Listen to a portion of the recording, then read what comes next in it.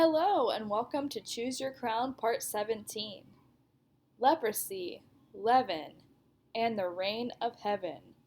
As we continue on our supernatural journey through creation, out of the garden, and into eternity. Previously in this series, we've been covering how Abram was the first Hebrew, meaning he left the ways and soil of the Chaldeans to cross over to Yahuwah's ways and a different soil. We have that same calling. We need to choose to be a good soil. Venus is the direct counterfeit of Messiah, making anything associated with Venus of the anti-Messiah spirit. Anti in Greek means in place of, meaning a false Messiah. The Venus-Tammuz partnership is the bedrock foundation of Mystery Babylon.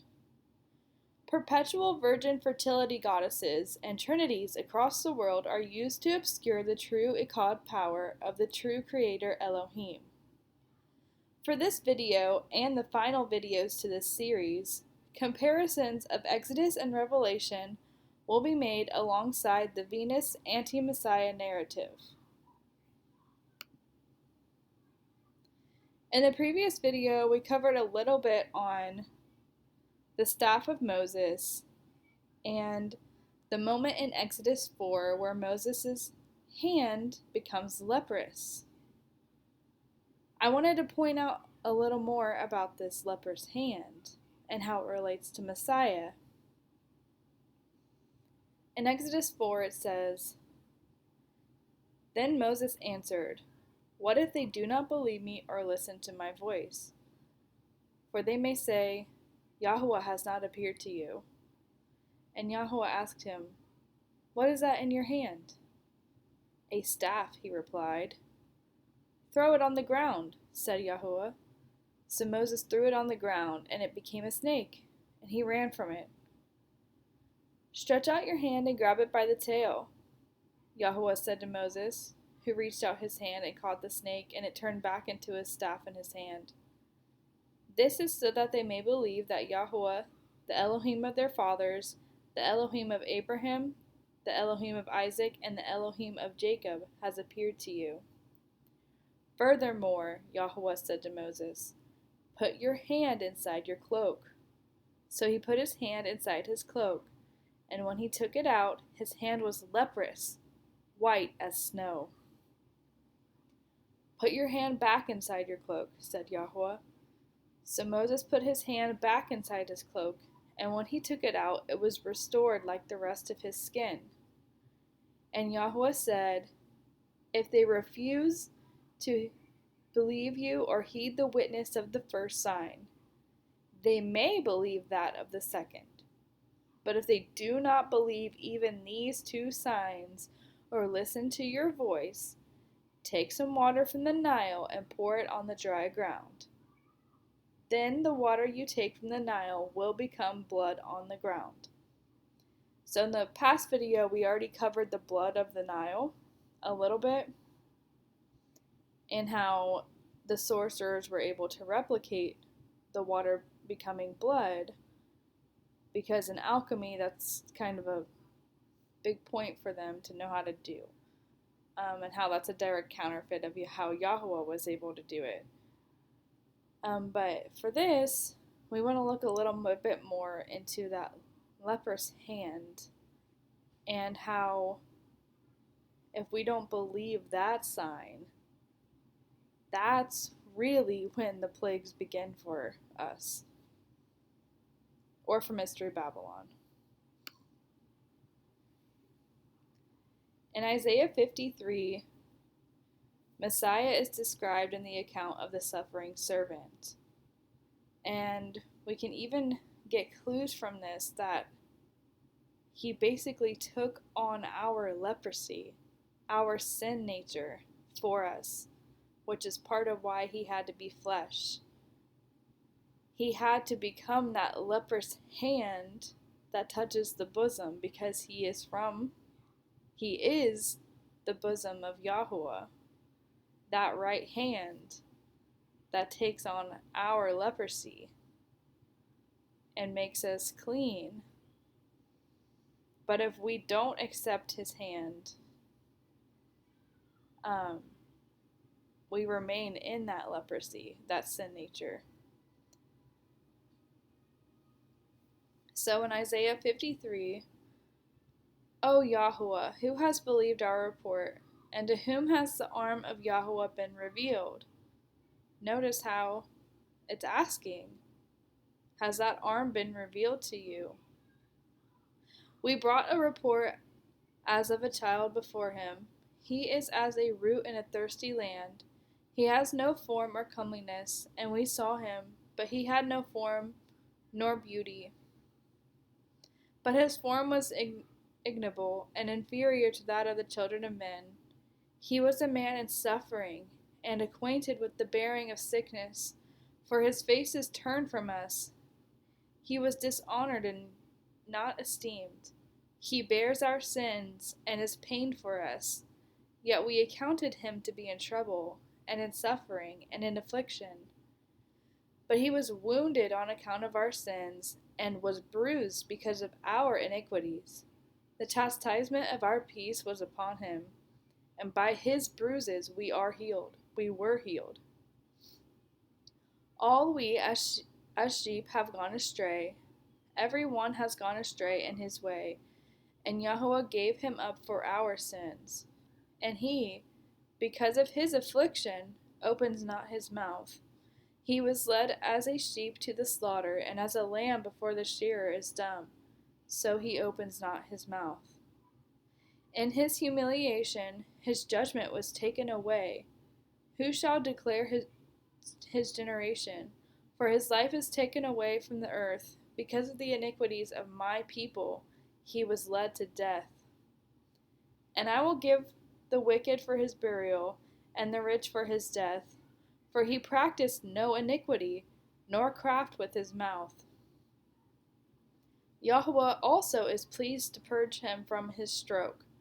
If ye can give an offering for sin, your soul shall see a long-lived seed. Yahuwah also is pleased to take away the travail of his soul, to show him light, and to form him with understanding, to justify the just one who serves many well, and he shall bear their sins. Therefore he shall inherit many, and he shall divide the spoils of the mighty, because his soul was delivered to death, and he was numbered among the transgressors, and he bore the sins of many, and was delivered because of their iniquities. And so that is a picture of Messiah bearing our iniquities for us in the flesh that he put on and put to death for us. And because of this, he was actually not pleasing to look at, as many images, false images, might have been made to us, or what we might think of when we think of Messiah. But really, because he was always bearing sicknesses for us, he was not that pleasing to look at, as Isaiah 53 describes. He had no form nor beauty. And he is the right arm, chest, or bosom cross-section of Yahuwah. So has that been revealed to us? They are so akkad, or one, that Yahusha is Yahuwah's own heart made flesh in order to take on our sins. Just as how Moses placed his hand inside of his cloak and it became leprous, Yahusha, as the arm bosom of Yahuwah, took on the guilt of all of our sins. In the Torah, the one thing that held the highest level of guilt and suffering was to be a leper. And here's some images of what leprosy can do to someone's appearance and how it makes the skin go through various degrees of pain and coloration.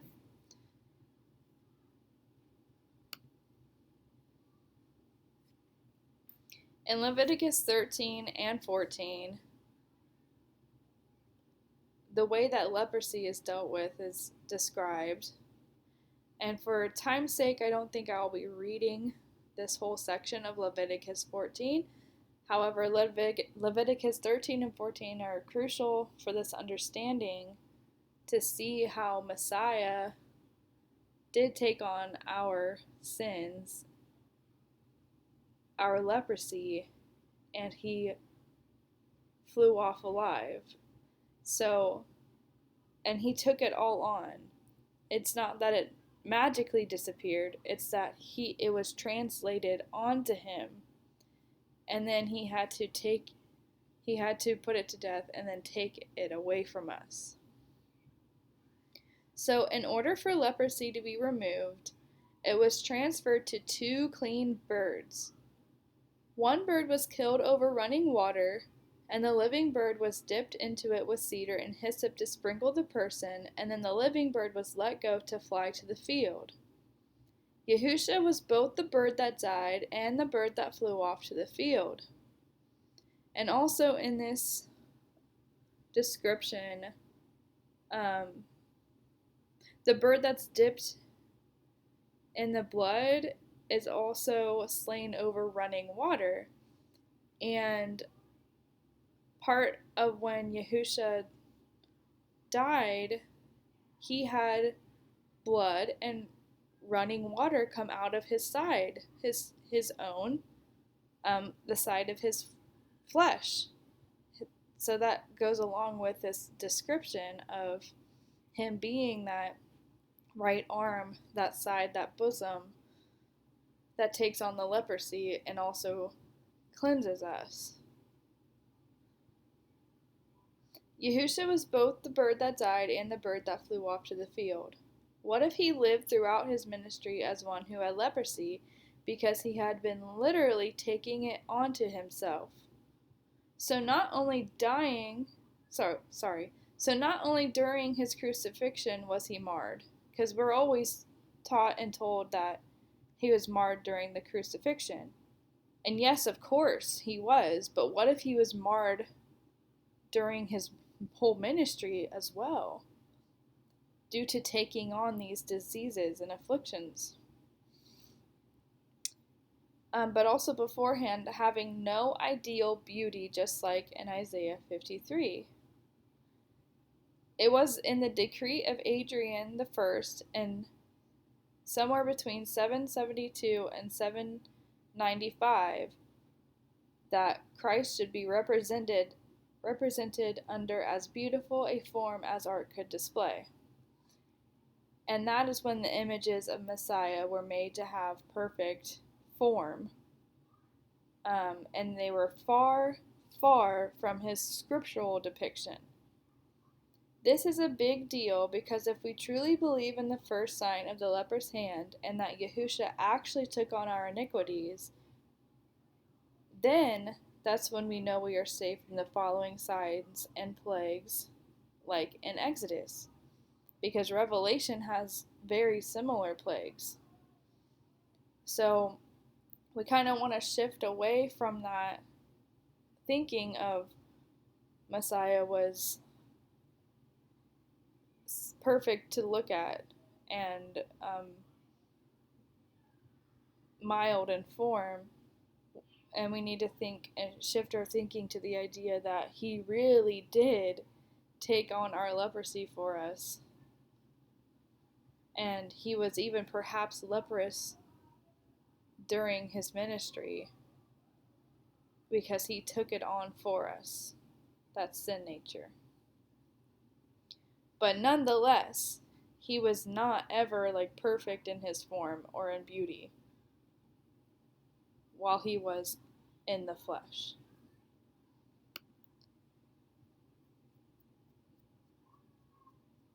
If they do not believe the first of the staff, that the staff would become a serpent and that the staff itself would consume the other staffs, just as it consumed the sorcerer's staffs of Pharaoh, this is to show that Yahweh's power exceeded that of sorcery, and that it is not at all of the same origin. So if we don't believe that Yahweh's power is separate from sorcery, and if we don't believe that he takes on our leprosy, then we are in trouble. As the creator, Yahweh used the almond staff to show that he can do all things, whereas the sorcerers are more than likely using the power of unclean spirits, also known as elemental spirits. So in the previous videos, I covered how sorcerers, they're getting their power from elemental spirits or unclean spirits, and that's why they use the pentagram and other similar symbols to take powers from elemental spirits, whereas Yahweh doesn't need his power from unclean spirits. He's like the source of all creation. And in elemental sorcery, there's something called the fifth spirit, or the fifth element. So they'll have air, water, earth, fire, and then this secret fifth element known as aether or spirit. And it is esoterically depicted as the female goddess Venus, Sophia, and so on. And it also, there's the male aspect, that's her, and then the masculine aspect, that is her son. So it has its male-female counterparts. Once you know the basic character, you'll notice it over and over. It is shown a lot to be an icy or wizard-like character, like the Ice Queen, Ice King, Santa, etc. And I will be explaining that in this video, so hang tight. There is a very sick explanation for why this is, but other connections must be explained first. In alchemy, in order to achieve the Philosopher's Stone, you need aether or the prima materia. So here are some characters that represent the fifth element, and they're like icy or like frost type characters. You have the Ice Queen motif, which is like Elsa or I think Jadis from the Chronicles of Narnia. You have Dumbledore and Gandalf. Now, they're not icy by any means, but they have this similar characteristics. So they'll have their wizard staff, the long white hair, the long white beard. They'll often have a hat similar to that of Santa Claus. You have the Ice King. That's from Adventure Time, but even he, as a character, was maddened with ice powers over time. And so there's this idea that this fifth element can make you mad or want to do things against your will. The prima materia is listed as being called Tartar of the Philosophers. So in the previous video I showed a list of many different names that the prima materia is called, and Tartar of the Philosophers is one of them. There is a topic among those who enjoy alternative or hidden history, and this is called Tartaria. It is an umbrella term for all things that have to do with hidden history. But some want to claim that it was an advanced civilization that was destroyed, or that it was the millennial reign, or both. So we're going to do a closer inspection on that. At closer inspection, it really is just an umbrella term, and tracking with all of the stories in Genesis, especially the flood, will help to clear the confusion. So all throughout this series, I have covered Genesis, the creation story. I've compared and contrasted all creation accounts, like almost all creation accounts, how it compares to wombs, all the hidden history contained in Genesis and in the Apocrypha. And if you can track with all of those stories, you'll begin to understand that the Tartarian theory just does not line up with knowing how the story of Genesis plays out. So Tartaria and Tartar share etymology. So let's look at the etymology really quick. Tartar or tartar. So tartar is an incrustation on the teeth, like tartar and plaque that build up on your teeth, and it becomes hardened by the deposition of mineral salts, so like calcium carbonate and whatnot. So like the tartar that you get on your teeth. It's also a substance consisting essentially of cream of tartar that is derived from the juice of grapes and deposited in wine casks together with yeast and other suspended matters as a pale or dark reddish crust or sediment, especially a recrystallized product yielding cream of tartar on further purification. And then you have the second word for tartar, that would be capitalized as a place, the place of Tartary, or to be a Tartar from Tartary. And it can also mean someone who is of a violent temper, or one that proves to be unexpectedly formidable, a Tartarian. So I want to share how this concept, because these two words share etymology, I believe that they share etymology for a reason, because I think that they both tie to fermentation and crystallization that allegorically have to do with alchemy.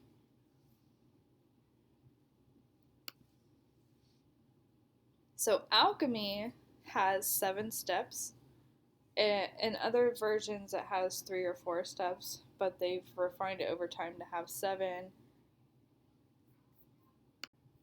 The first step is calcination, when the prima materia is burned to ash. Then dissolution, which is a chemical process to take the ashes from the calcination and dissolve it in water to make it dissolutioned. And then separation, it's the stage where the alchemist separates and filters the products of dissolution. Conjunction is when the alchemist combines the elements deemed worthy in separation into a new substance. And then fermentation is when the new substance is allowed to have bacteria and other living organisms introduced in to break it down.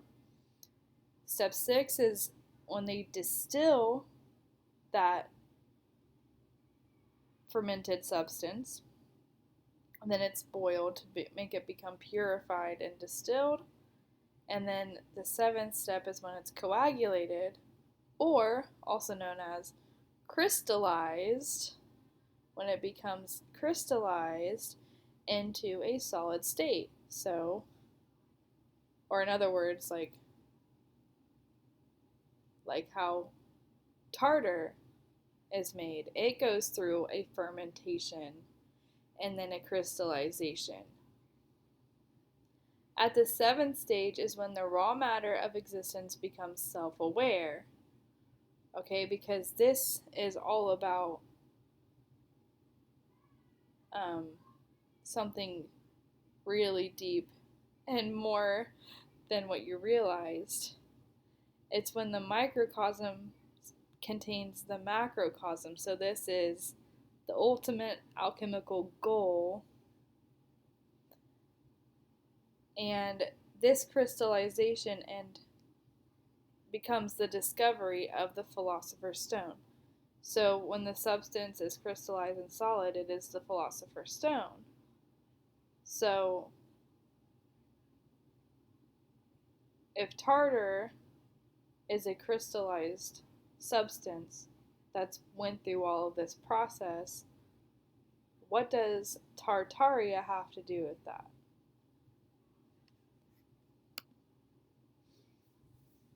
Here is the tartaric acid.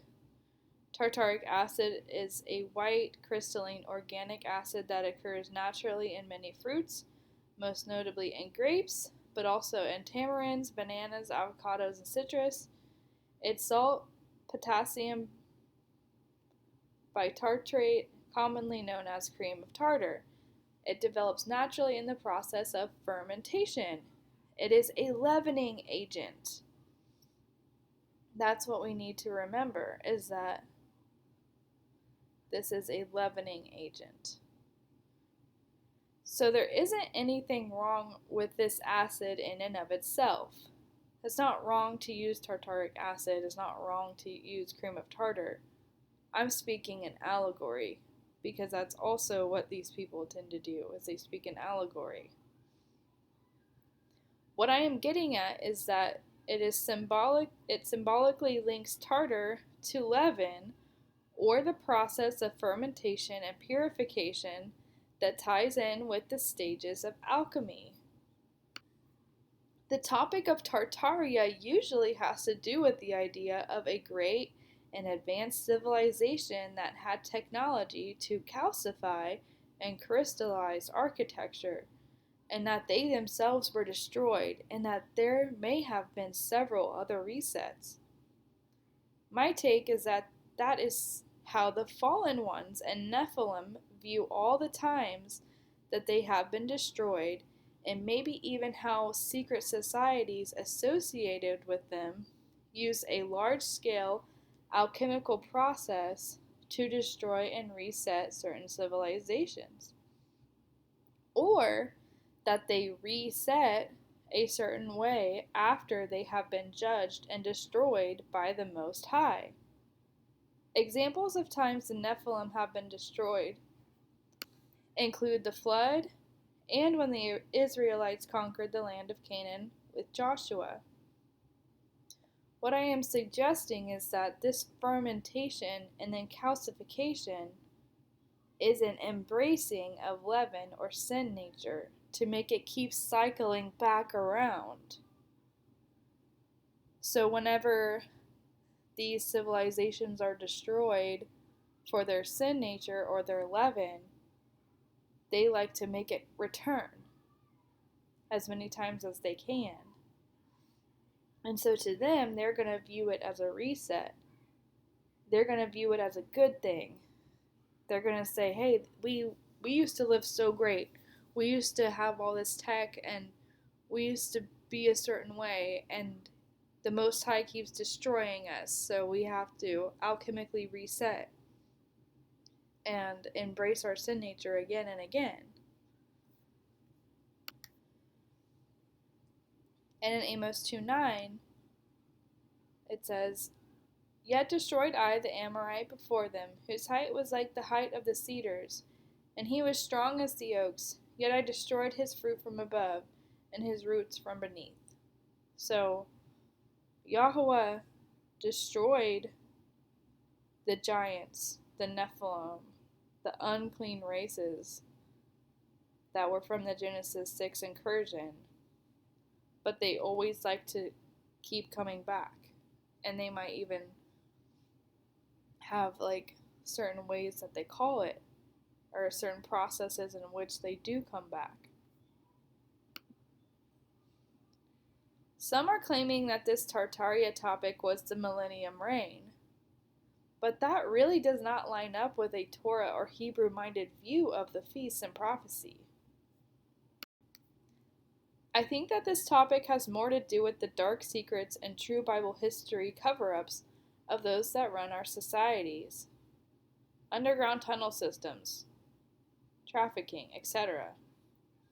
Like, are buildings mud flooded? Or is it because they go below the ground to tunnel systems where really not good things are taking place? Is the architecture really of the Most High? Or of cultures who worked with the fallen ones And then those same buildings are still used for the same sort of purposes, but hidden in plain sight. People have always been somewhat advanced and across the world, but they most likely lied about the West and took it over at a convenient time, etc. The phoenix rising from its ashes is also a symbol for the Philosopher's Stone, because it represents a destruction and rebirth cycle. This could have to do with civilization cycles, but also the ongoing darker plan to merge mankind with unclean spirits. Part of this is by the need to have mankind believe in evolution and not in hidden history. We have to be careful when we do look into hidden history, though, because the fallen ones have their take on it too. For example, Atlantis is actually the antediluvian or pre-flood world, and it was not some amazing place like they make it sound to be, as I have covered in my past videos. So I think Tartaria is just another one of those where the civilizations that have been removed by the Most High, when they come back around over time, they say, hey, like, we had it good, and that was destroyed. Kind of like the antediluvian world, how the stories of that are Atlantis, but it really wasn't as amazing as they make it sound to be. I think Tartaria is just every time it's been after Atlantis, if that makes sense. The event, so this is an image of a definition from somebody else, but I'll break it down. So here's how they describe it. Tartaria. The event was a mud flood in which several meters of mud washed in and buried the ground levels of houses and buildings everywhere. These cities and towns that were partially buried constituted the worldwide advanced civilization called Tartaria, which had free wireless energy and was populated, at least in part, by giants. Okay, so this is their definition for Tartaria, because they're not separating it from the Genesis narrative. They're just looking at it like, if this was history, then giants existed. But what if they were part of a good thing? Whereas if you understand the Genesis 6 narrative, you know that they weren't part of a good thing. So to them, they're viewing it like this was a good thing, and it got destroyed, and it was all over the world, and there was free energy, and we want that back. Whereas if you understand it from a Genesis 6 mindset and forward, you know that you actually do not want the giants back, and that it was not a good thing, and that they were not as, like, they may have had the technology and they may have had the worldwide civilization, but it's not as wholesome or perfect or righteous as they're making it out to be.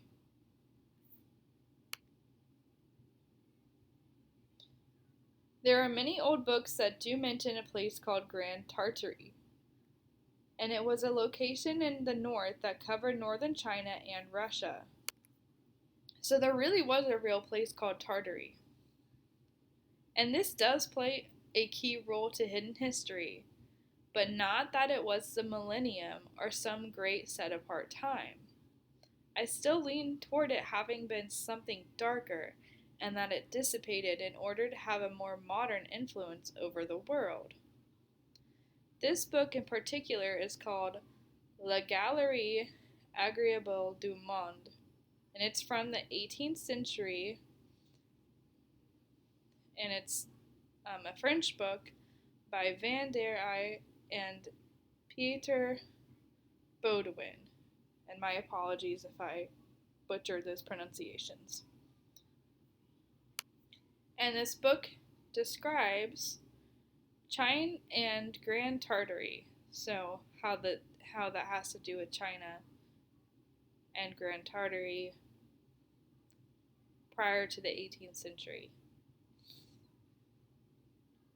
And then you have the Chinese imperial flag and how it has this griffin dragon creature on it, and also how Tartarian Kafirs also had a similar flag.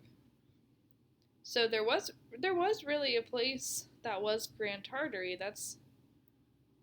That is true, and it did over time collapse and become no longer. But it doesn't necessarily mean that it was the millennium. So Grand Tartary took up basically the whole area that the Mongol Empire took up, and the Mongol Empire actually spread from Persia and went northeastward. And in previous videos, I actually spoke about how Nimrod and his people may have went that direction.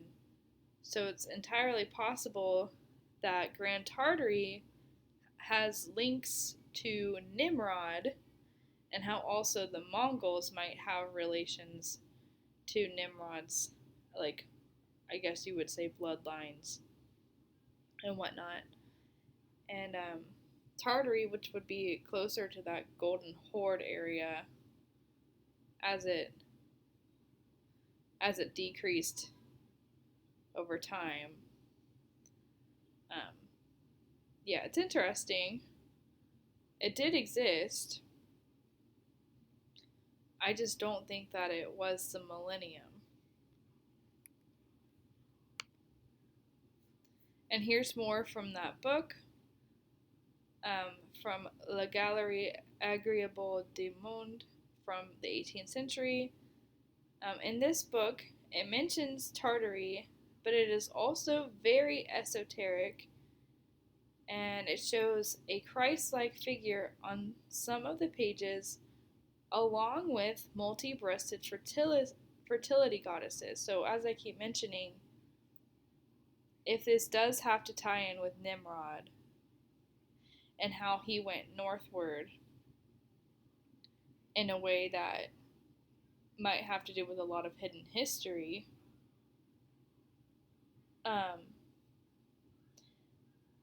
and how Grand Tartary esoterically has a lot to do with fertility goddesses, we don't want to link it with Messiah. You actually might want to link it with being more anti-Messiah, like more leaning toward Venus worship than anything. If you want to be accurate with the depictions of this place.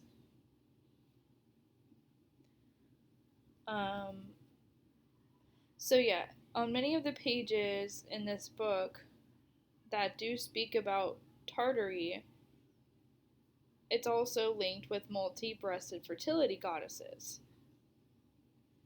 And there is a Christ-like figure in the book, but it's very esoteric in how it shows it. And the lady who's looking at him is even holding one of these multi-breasted figures.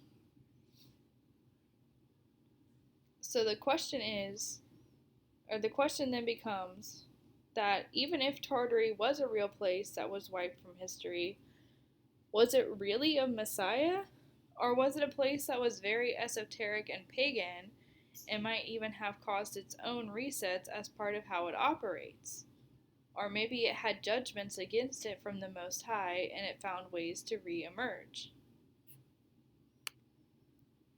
Oddly enough, This book also depicts the attack on Jerusalem by Antiochus Epiphanes. This shows that in the 18th century, they understood that past architecture was grand. So today we might be taught that architecture wasn't that great in the past, but in the 18th century they understood that it was. It wasn't necessarily because there was a 1,000-year span of a perfect kingdom rolling on the earth. It was because humans have always been able to build intricate architecture, and they used to understand that.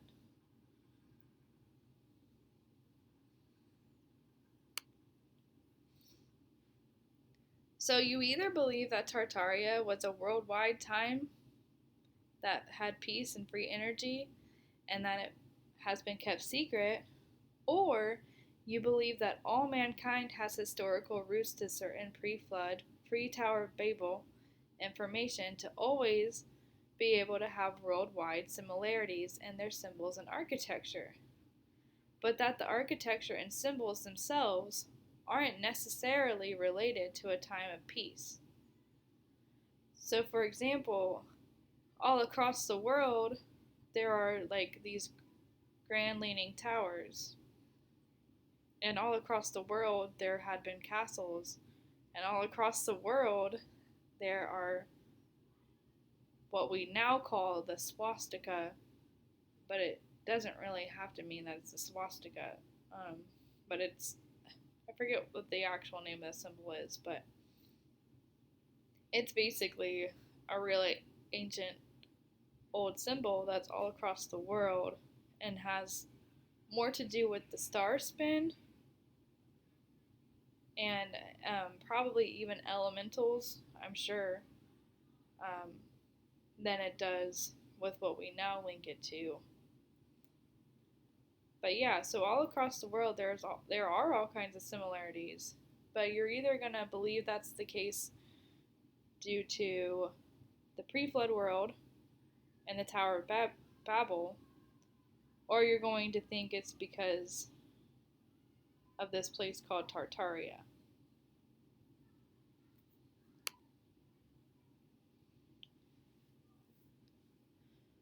So in elemental sorcery, there's something called squaring the circle. And squaring the circle was a problem that greatly exercised medieval minds. It is a symbol of the opus alchemicum, or otherwise like the goal of alchemy, since it breaks down the original chaotic unity into the four elements and then combines them again in a higher unity. Unity is represented by a circle and the four elements by a square. The production of one from four is the result of a process of distillation and sublimation, which takes the so-called circular form. The distillate is subjected to sundry distillations so that the soul or spirit shall be extracted in its purest state. The product is generally called the quintessence, though this is by no means the only name for the ever hoped for and never to be discovered one. It has, the alchemists say, 1,000 names like the prima materia. So in the past video, the prima materia had 1,000 different names. It's all basically the same sort of idea. They take the four elements.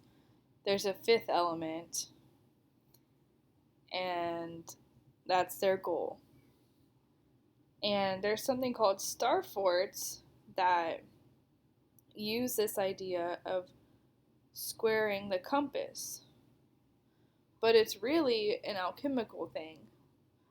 Star forts are a worldwide phenomena and are a hidden proof of a past where mankind used sorcery and architecture on large scales, and we're aware of it. Today we have lost awareness that magic exists, but that does not mean that we should be using it or that we should be recognizing that magic.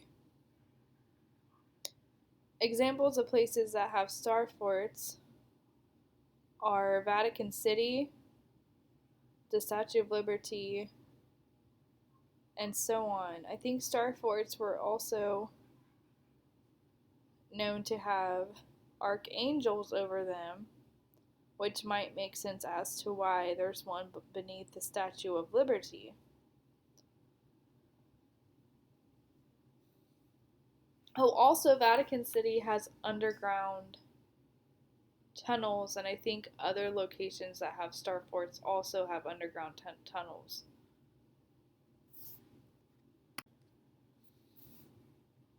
So that's something to keep in mind, that these star forts are associated with underground tunnels, with having powers over them, but that's not necessarily a good thing. I'm actually suggesting that it is a dark thing that that's the case.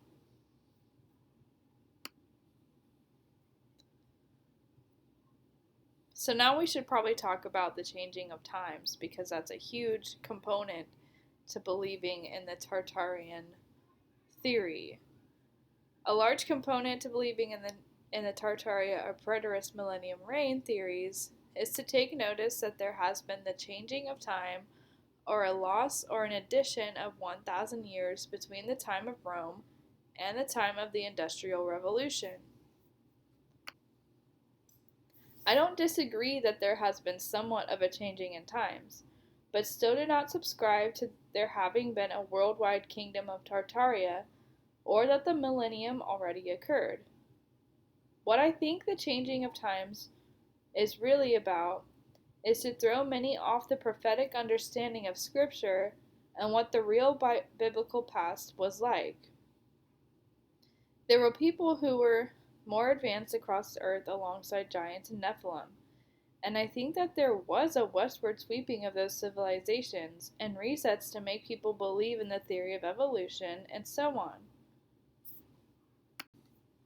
So I do agree in the westward sweeping of civilizations and their resets, and to make people forget in like spiritual things and make them believe in more of like material things like evolution. But that doesn't mean that the spiritual things were necessarily good. But neither is just believing in evolution either. But I think that these things were working together. Contemporary chronology was conducted in the 16th through 17th centuries through both Jesuit and Protestant chronologers, and there were even instances where they defamed each other in their chronologies. So there's no way to know 100% how off our time is. It could have been changed for the making of the Gregorian calendar or soon afterward. The purpose of the Gregorian calendar was to keep the Catholic Easter the first Sunday after the first full moon after the equinox of spring, without the date drifting too far from the spring equinox, being around March 21st. This new calendar changed the new year from being in the spring, like how it is biblically, to it being in the middle of winter for when the sun starts rising up again visually. April Fools began the following year when people forgot about the January New Year start, but also perhaps because there was also an addition of a possible 1,000 years to chronology, and it went unnoticed. So when they switched to the Gregorian calendar, they may have slipped in a 1,000 year time period without people noticing. Or not. We don't know for sure. We don't know for sure if that happened or not. Whether or not 1,000 years has been added or missing from our chronology of time, there are still some key factors to point out about the millennium reign itself and how it works in its own placement of time to where it could not have happened yet. Okay, so the biggest thing about the millennium and how it could not have happened yet is when you look at it through the lens of the 7-branch menorah timeline, but also comparing it to the 10 weeks in 1st Enoch. And I am somebody who does refer to 1st Enoch. Like I've sort of mentioned before, I do believe in Bible canon, but I also do think that 1st Enoch and other apocryphal writings do reflect Scripture and can compare to Scripture. And that even some of them, including 1st Enoch, were meant to be Scripture, but really were meant to be for a certain time, to be revealed. As 1st Enoch opens up with, it opens up with saying that it is for those in the end of days to understand. But other apocryphal writings, like anything that's written after the book of Revelation, that I don't really give them any of my time, because that's like when the early church fathers and stuff began to write a lot of things, and when a lot of other stuff began to come in. So I do like to just stick with anything that was written before the book of Revelation, if that makes sense. So stuff from the Dead Sea Scrolls, like 1st Enoch, is fine for me. Okay, so anyway, when you look at the 10 weeks comparison, and when you understand that the 10 weeks equals 10,000 years, like 1st Enoch 18:15 says, you'll see that no matter how we slice it, it has not happened yet. The millennium has not happened yet. So, for example, when you're in the first weeks of the first 1,000 years, that was when the first judgment and that was when judgment and righteousness was enduring. And Enoch was born the 7th in that week. And that's also has the themes of light and dark. And when technically the seed lines began. Then you want to look at the next 1,000 years. And that is when great wickedness arises and deceit. That's a mistype. It says Greek. It should say great wickedness, not Greek wickedness. That's kind of funny though. The first end and deluge, so the time of Noah, happened in that second set of 1,000 years. And then there was a law for the sinners made. And then in the third set, that is when Abram was selected for the plan of righteousness. And then in the fourth set of 1,000, that is when there was the visions of the holy and righteous seen by Moses, and a law for all generations, and an enclosure, which was the tabernacle, was given. And then in the fifth week, that's when the tabernacle became the temple, and a house of glory and dominion was built. And then in the sixth week, so that sixth set of 1,000, that is when all of those in the house, so the original tribes, they had their hearts blinded, and they forsook wisdom. And that's also when Yahusha ascended. And then afterward, everything he said about that house being burnt with fire happened, and the chosen root, so his people, were dispersed.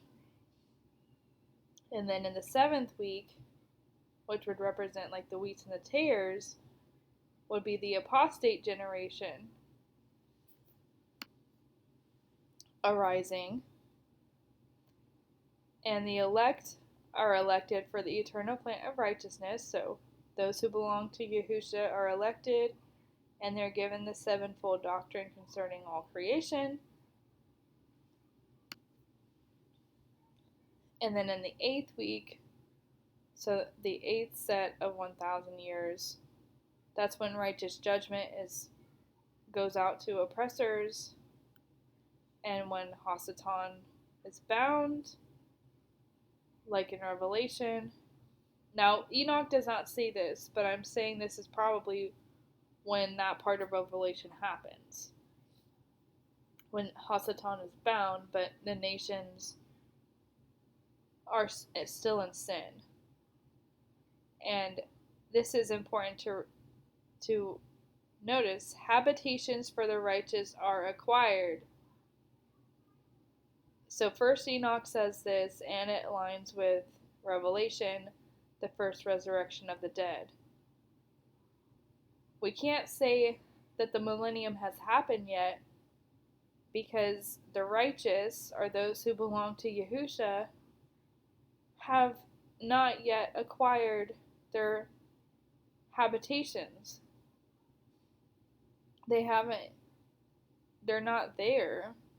Those who belong to him, like, we would be habitating with him in our habitations. However those look, whatever those are like, our resurrected bodies, whatever this habitation is, this hasn't happened yet. That's a big giveaway for the fact that the millennium hasn't occurred yet. And a house for the great King Yahusha is forevermore at this point. So, for those who want to say it happened right after the burning of the temple, that doesn't work with this 10 weeks comparison, because then you're skipping the 7th week with the apostate generation arising, like as in the days of Noah, where you kind of have a wheats and a tares phase for 1,000 years. And then the 9th week is when righteous judgment goes out to the entire world. So in the 8th week, it was just on the oppressors. So maybe those ruling the nations and whatnot. So because the nations still exist in the 8th week, and sin still exists, but Satan's bound and the oppressors get judgment. But then in the 9th week, that's when judgment goes out to everybody. And that is when I think Satan is allowed to be loosed for a short time, because the nations themselves, the people, not just the rulers, will have to go through a season of testing before the world is written down for destruction. And then in the 10th week, the 10th set of 1,000 years, that's when the eternal judgment happens. In the 7th part of the 10th week, you get that's the second resurrection of the dead, like in Revelation. And that's when the first heavens and earth pass away, and then you have eternity forever. And that's actually when you have New Jerusalem come down. New Jerusalem doesn't happen until eternity. So for those who say it's currently happening, or it already happened, or New Jerusalem is in the North Pole, that does not line up with prophecy. New Jerusalem is for eternity,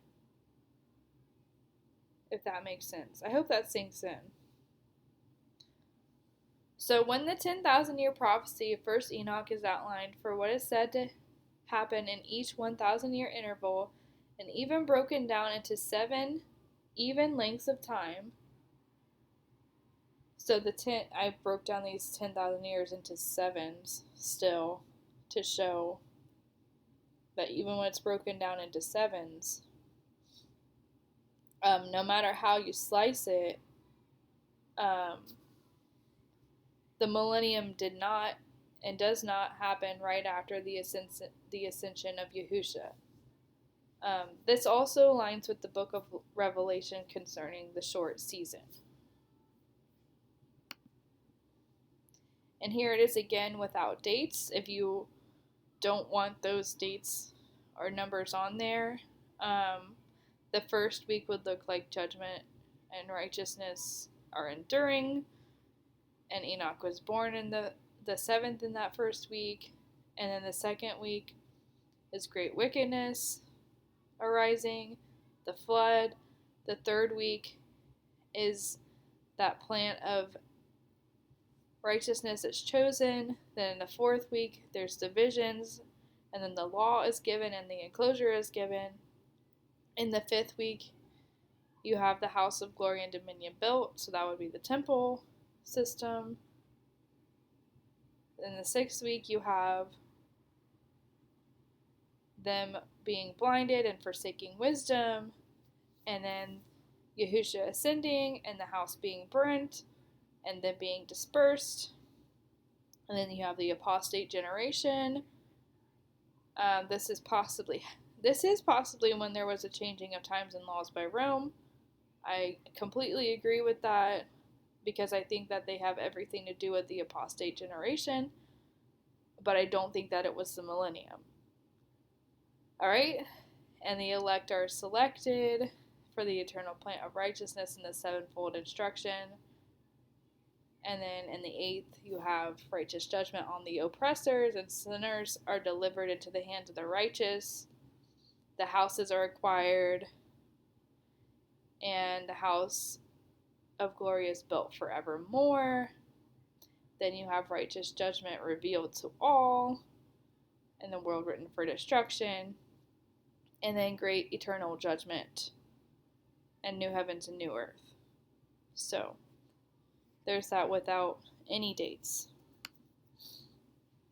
And here's the understanding of the feast, because I think an understanding of the feast is so crucial to understand the millennium. If you don't understand the feasts, then I don't think we should be speaking about the millennium. I think you should study the feasts first, to be entirely honest. So you have the early spring feasts, and those were already fulfilled. You had Passover, Messiah was a Passover lamb, unleavened bread, he was sinless, and he was the bread and manna from heaven. First fruits is when he rose from the grave. Shavuot is when his Ruach poured out and he wrote his Torah on the flesh of our hearts. And it's still happening now, so Shavuot's still like an ongoing thing right now. You can get his Ruach now, and he can write his word on your heart. Early fall end times harvest represent the end days. The final trumpet, so trumpets represents when he returns and they acquire the habitations. Atonement might be, that's that judgment. It is that judgment. But he has already atoned for those who are in him. So part of atonement has already happened. But for those who aren't in him, that's yet to come. And then tabernacles is for eternity. That's the new heavens and new earth.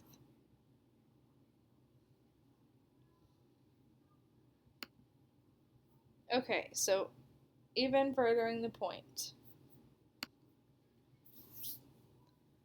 Okay, so I made this timeline before, and I did include Tartaria as part of it, but when I speak of it, I mean it as a hidden history thing, not that it was the millennium reign. So Nebuchadnezzar's statue in the book of Daniel, you'll see that the head is the antediluvian crown root, or the Tartarian pre-flood world. And then you have Egypt and Assyria. Then you have the Babylonian Empire. Then you have Medo-Persia. Then you have Greece Then you have Rome, the Roman Empire, and that is when Messiah had his life, his ministry. The Roman Empire is the fourth beast, spoken of in the book of Daniel. Herod's temple is destroyed during that time. Nero persecutes New Covenant believers during that time. Imperial Rome, this is where you get the great church fathers and the Roman Catholic Church happening, all in that hip area of the statue. And then the legs represent when the Roman Empire broke between Eastern Europe and Western Europe. And then you have different things happening on different sides. So the Eastern leg would be more like Eastern Europe, the Caucasus, and the Middle East, Constantinople, Ottoman Empire, anything that has to do with Turkey, the Caucasus, and the Middle East, basically, is going to be that leg. And then you have the Western leg, which would be more like the United Kingdom and the USA and everything with their history coming down, like the Protestant Reformation, Gregorian calendar, revolutionism, industrialism, and so on. And then the feet, if you follow the book of Daniel, the feet represent the information or present age or even the future.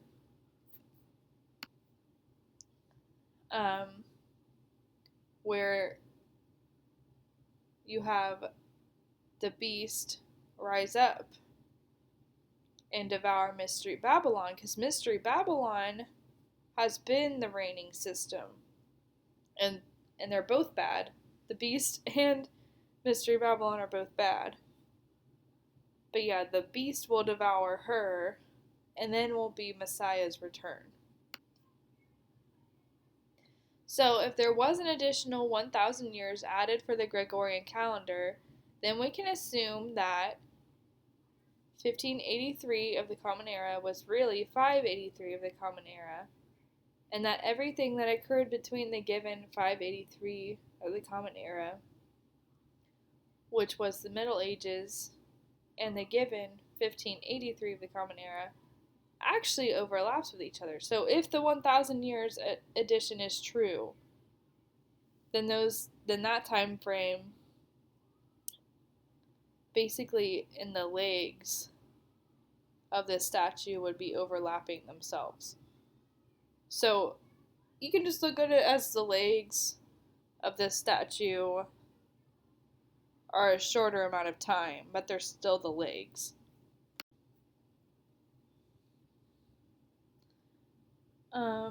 And that's if the 1,000 year addition is true.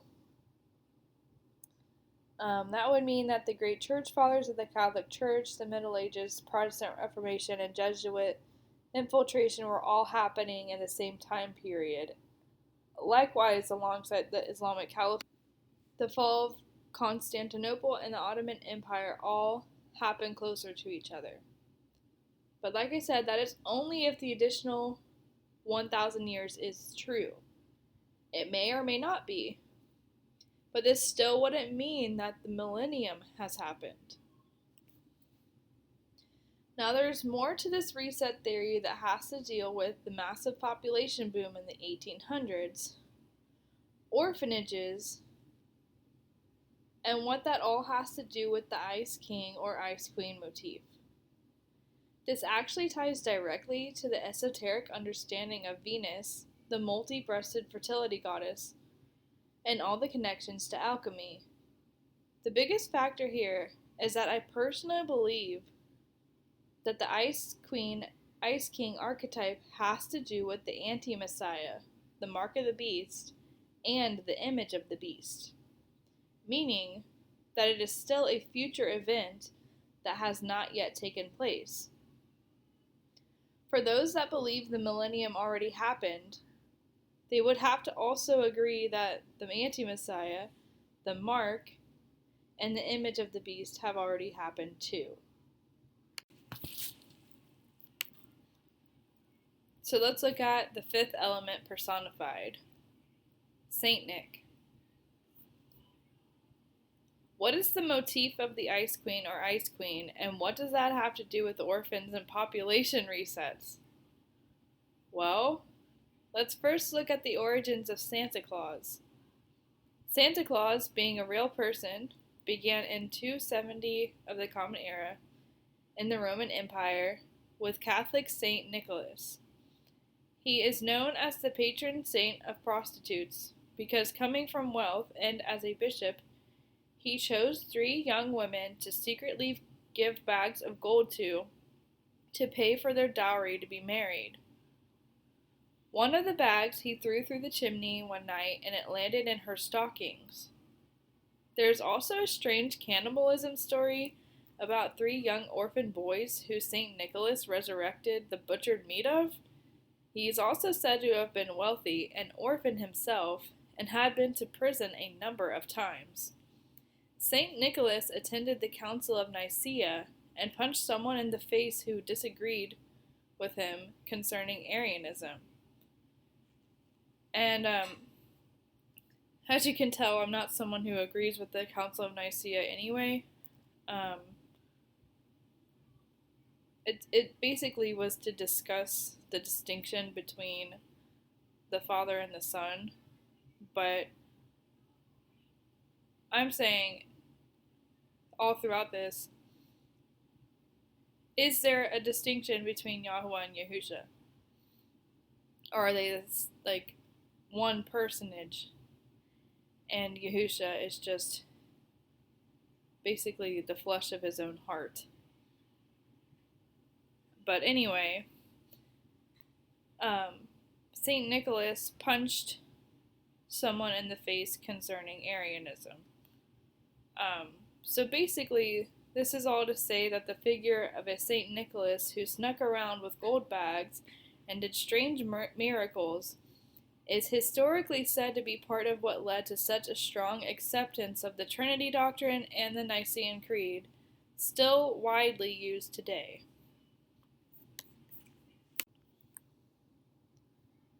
The Church of St. Nicholas was built on the foundations of an ancient Artemis temple site, with many others being dedicated to him, and his remains, as well as there being feasts for the moving of his remains on December 6th.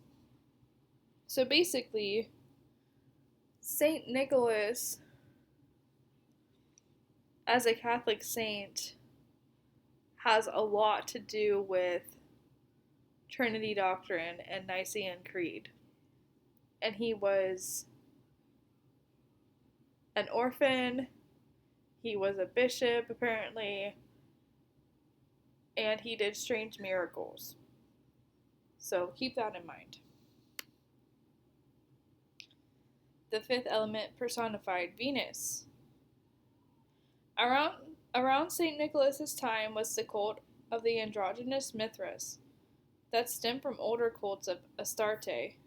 There was also the worship of Saturn and the celebration of Saturnalia, which was a week-long celebration in December to remember the golden age of Saturn, also known as antediluvian.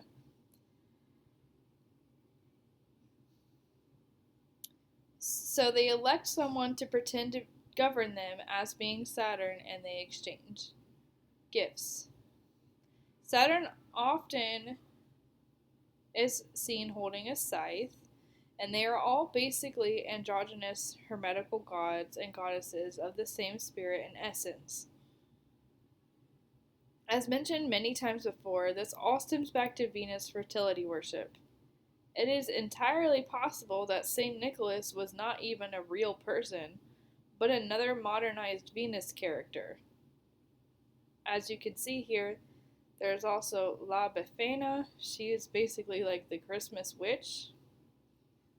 She flies around. She's the more of a female version.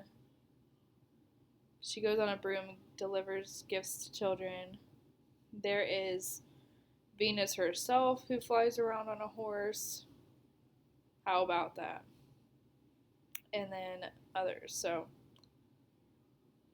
he's just basically a masculine character of the feminine, made personified. I really don't think St. Nicholas was a real person. I think it's a story. It's kind of like how King Arthur.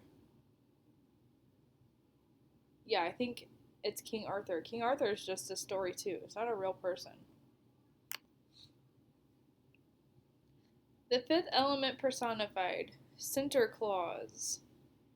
A possible connection to the missing 1,000 years theory also has to do with St. Nicholas, because he had his legend and history around the early 4th century, but then his remains were moved in the 11th century, which then sparked a later popularity boom for the character of Sinterklaas in the 16th through 19th centuries. So why was there so much spacing between the popularity of this St. Nicholas character? Was there really spacing between? We can ask these questions. Sinterklaas had a Moorish servant called Swarthy Pete. If children were good, they would receive gifts, and if they were bad, in some legends, they would get spanked by Sinterklaas's rod, or even kidnapped to become orphans. Yep, you heard that right. This isn't too much different from Krampus, who is a related character who would punish children with a birching rod. Sometimes Krampus and Santa Claus are twins working together, with one being kind to children while the other takes them. Sinterklaas would arrive by horse, train, carriage, or etc. He has similar characteristics to Odin, the Wild Hunt, and Yule. And here on the bottom right is St. Nicholas. In the middle is, I think, Odin. And then Sinterklaas is on the left. So you tell me if you don't think these are all related to being the same character.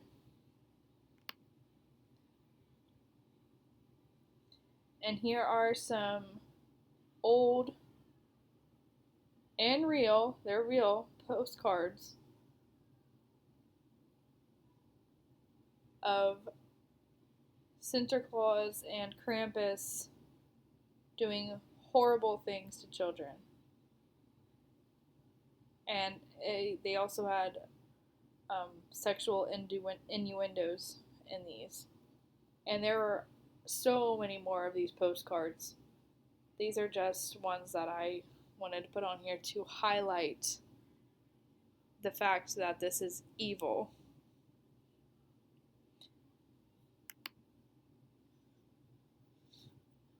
Another character related to this type of character is, well, a few others, is Kinderfresser.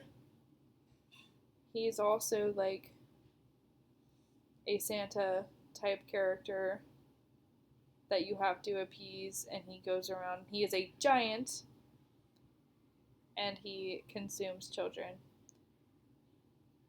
So there's that. And that reminded me of the Flying Purple People Eater, because I guess Kinderfresser has children's books, and that children's book made me think of that connection. And there's another thing called Perkta or Berkta, and she was a goddess of Alpine paganism, and she is related to the Feast of Epiphany, if you believe that or not. And she's also related as playing a role of the guardian of the beasts in the 12 Days of Christmas and those carols and whatnot. So, creepy. Definitely related to the giants and Nephilim. Undoubtedly. The fifth element personified, Black Madonnas. So the regular Santa Claus and Christmas as we know of today, it was made Americanized and commercialized in the 1850s, and later Coca-Cola made the image of the ongoing friendly Santa Claus in the 1920s. However, we cannot forget that the character itself ties back to fertility goddesses Venus, ties back to the fertility goddess Venus. Santa or Saturn is just the masculine aspect. Saturn's black cube, Santa's North Pole. The North Pole itself is not evil, they just attribute it to the black cube. And the Black Virgin are all the same esoterically. So, there is more information tying Saint Nicholas to the Templars and whatnot, but man, it's way too much to even dig into. But basically, a lot of old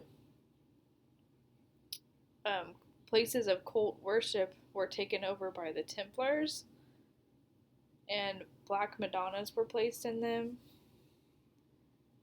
So from 1100 AD to 1300 AD, hundreds of Gothic cathedrals were constructed all over Europe. These great Gothic cathedrals, such as the ones at Chartres, Paris, Salisbury, St. Denis, and Cluny, I'm so sorry, I'm pronouncing all this terrible, were dedicated to Notre Dame, Our Lady. Our Lady is usually thought to be the Blessed Virgin Mary, but some, it's Mary Magdalene. Most cathedrals were also home to Black Madonnas, of which about 400 to 500 are present in Europe, depending on how they are classified. There are at least 180 Vierges Noirs in France, and there are hundreds of non-medieval copies as well. Black virgins have been associated by historians and archaeologists with mother goddesses, there you go, such as Isis deities, sometimes represented as black. Historically, Isis of Egypt was the first recorded appearance of a black Madonna, other than the Paleolithic Venus figurines. So, as the indigenous goddess worship evolved in Europe, statues of dark-skinned Middle East goddesses such as Inanna, Astarte, and Artemis and Cybele were introduced to the European continent by Phoenician traders. And this was anywhere between 550 BC to about 30 BC. The Phoenicians came from the coastal regions of modern-day Lebanon, Syria, and Israel and were highly influential culturally. Indeed, their phonetic alphabet is believed to be the forerunner of most modern alphabets. So basically, as we had traced with the Chaldeans, which is where Venus worship originated along the Euphrates, as everything became modernized and went westward, these black Madonnas followed. And that includes those that are in Roman temples. It's no different.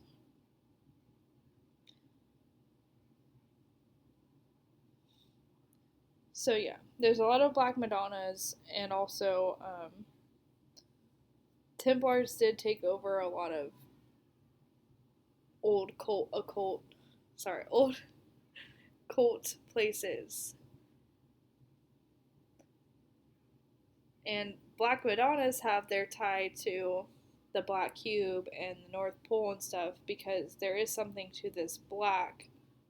Not just that it has to do with skin color, because it did come from the Phoenician traders, but I'm saying there's a separate reason for why they're entirely in black, like their clothes and everything on these statues, not just their skin.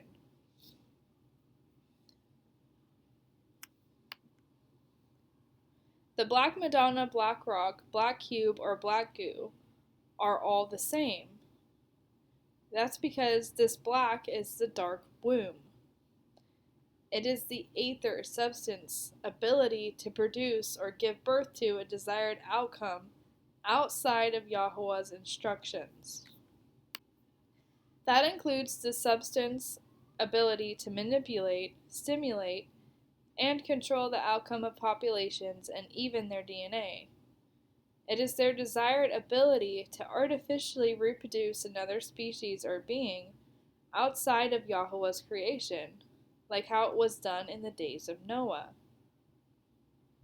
But back then, the fallen ones were able to directly do it.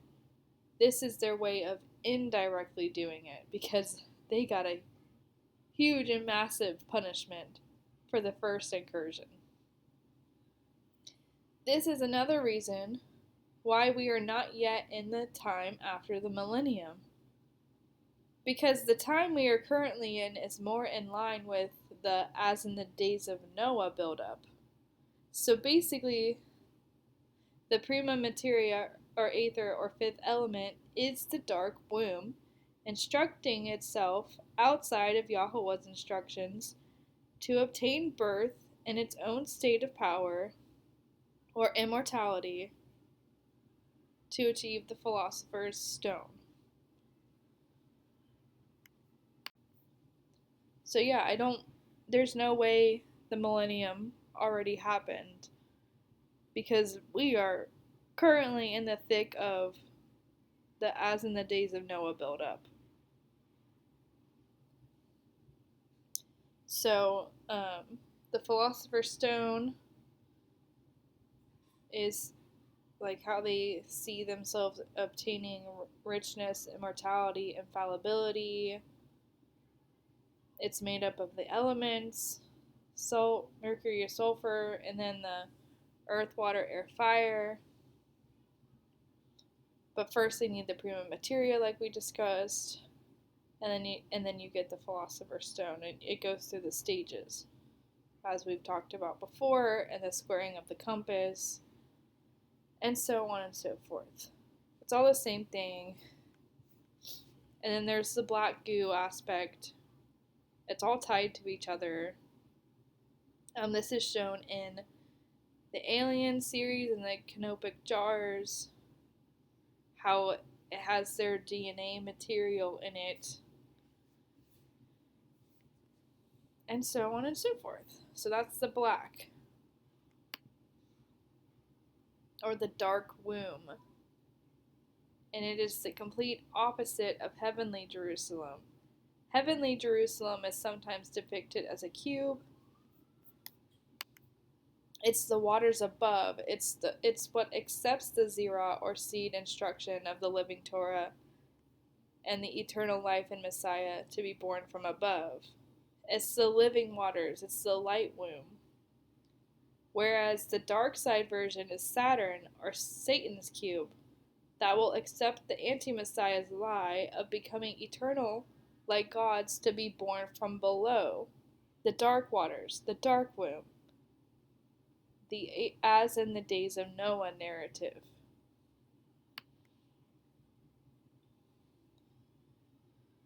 And I wanted to cover Matthew 24 a little bit in here. So later on in Matthew 24 it mentions the as in the days of Noah, but I don't have that part on here. I just wanted to show a little bit of Matthew 24 in this video because it's often used to point towards the millennium. But I think that it's still pointing toward future events. So I think that he was discussing the destruction of the temple happening, but then separate from that, he was also speaking of the sign of his coming and the consumption of the age, which ties back into those Enoch 10 weeks timeline I was just showing earlier. So in Matthew 24 it says, "And having gone forth Yahusha from the temple, he was going away, and came to him, And he came to the disciples of him to point out to him the buildings of the temple. And answering, he said to them, "Do you not see these things? Truly I say to you, none not even shall be left here, a stone upon stone, which not will be thrown down." And as was sitting now he upon the Mount of Olives, came to him the disciples in private, saying, "Tell us when these things will be, and what is the sign of your coming and the consummation of the age?" And answering, Yahusha said to them, "Take heed lest any one of you mislead." So first they were asking, when will these things, like the temple be destroyed, be? Then 2, they were asking, what is the sign of your coming? And 3, when is the consumption of the age? So it's 3 different things he's addressing. The destruction of the temple already happened, but the others didn't yet. And they were all answered together, but that doesn't necessarily mean that they all will happen and play out at once.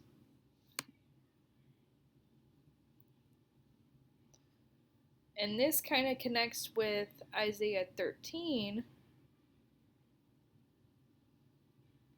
because Isaiah 13 is one example of an Old Testament text that can be compared directly to Matthew 24, Mark 13, Luke 21, and Revelation.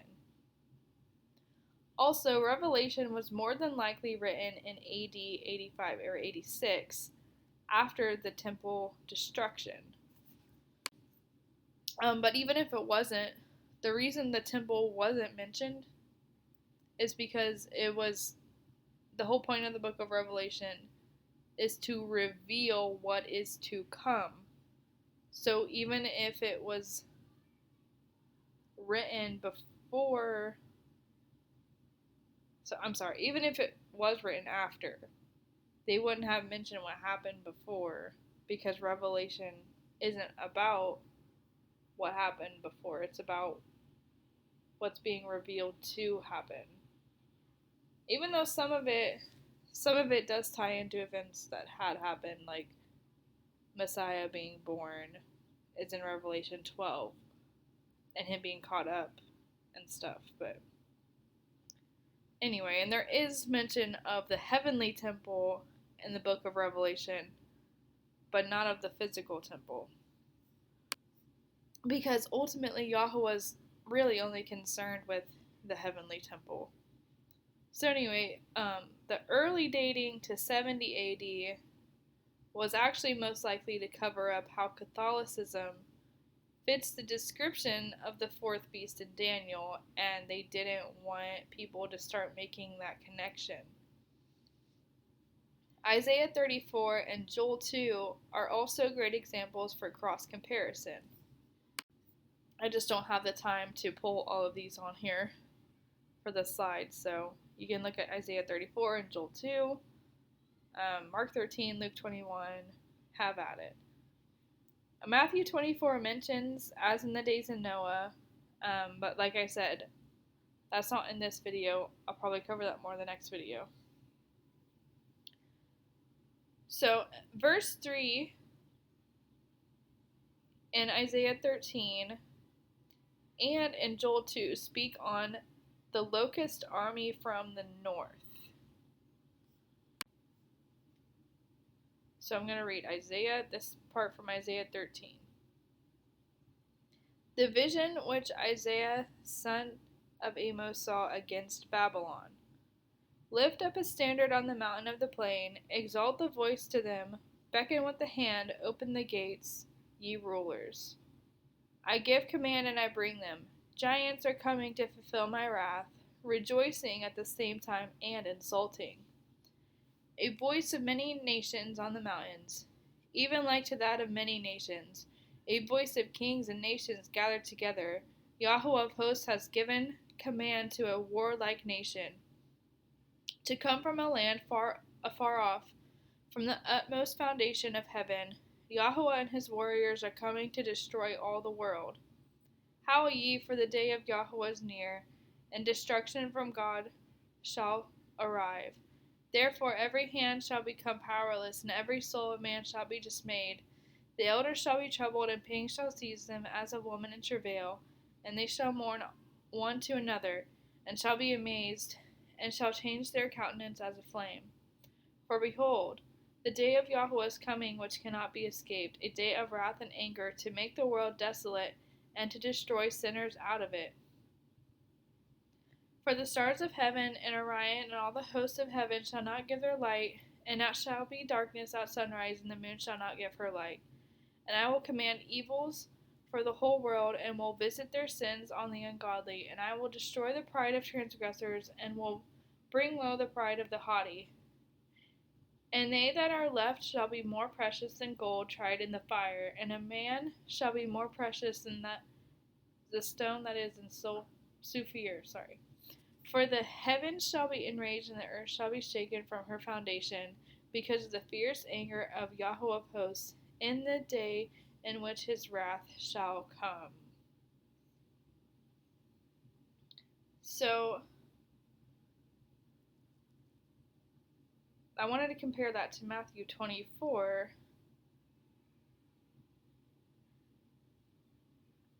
How, like the stars of heaven will fall, and this locust army will come, and it will be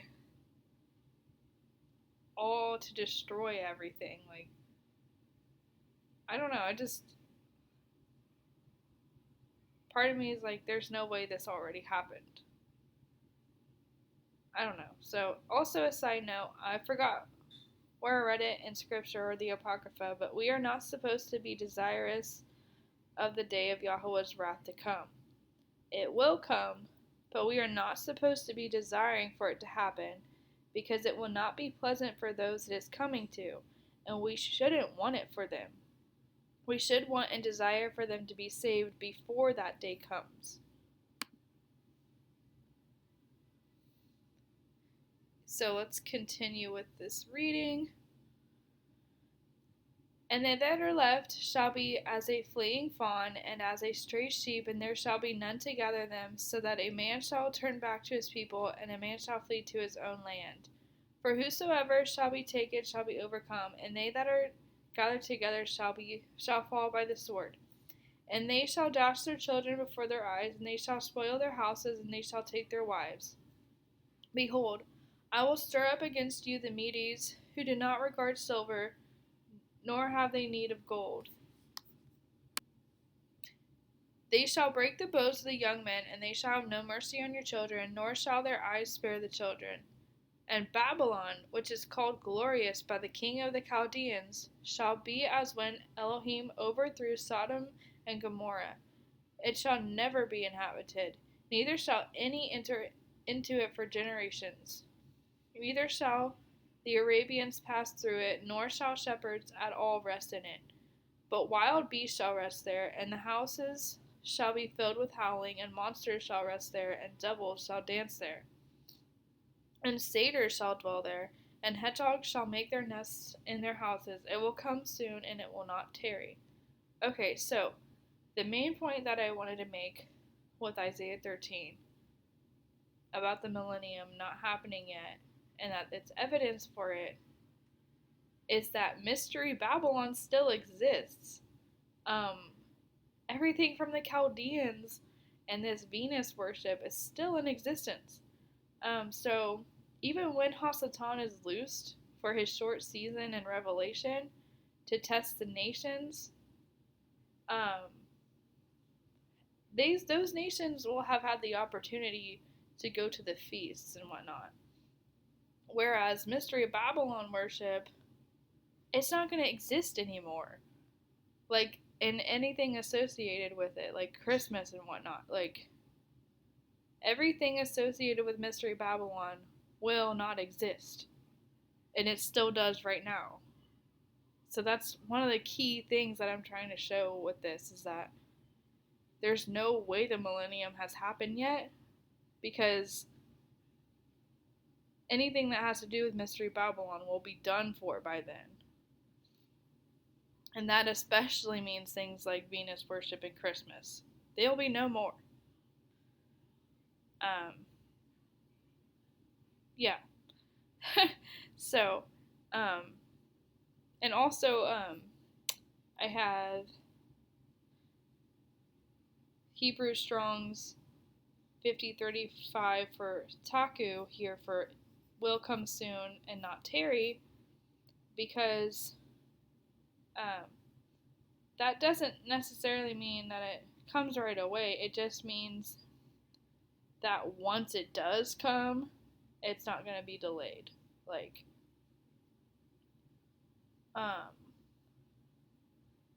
the scene will happen in its perfect timing. It won't tarry. It doesn't necessarily mean it will come immediately, like those who say the millennium has already happened. They think everything came immediately. Well, that doesn't necessarily, to not tarry just means that it comes in his perfect timing.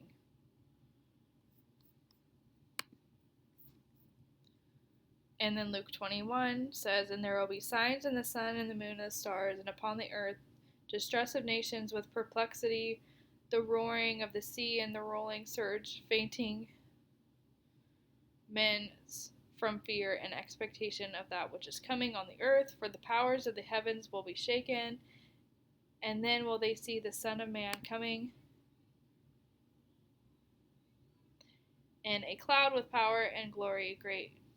Beginning then of these things to come to pass, look up and lift up the heads of you, because draws near the redemption of you."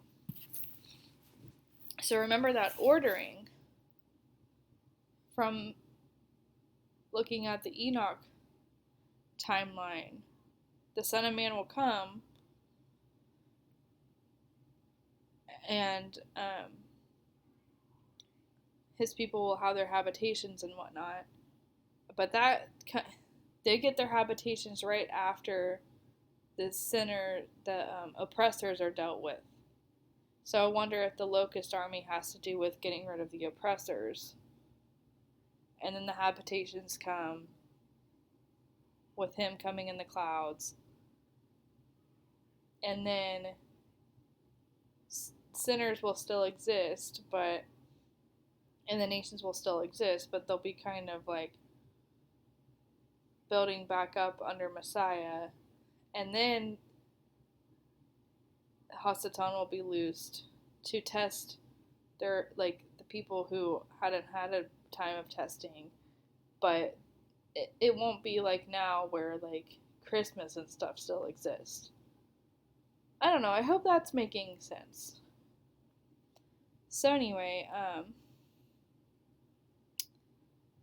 for these Greek words, genome is to come into being, and that is, so in verse 28, so Luke 21:28, it says, "Beginning then of these things to come to pass, look up." So to come to pass is Greek Strong's 1096.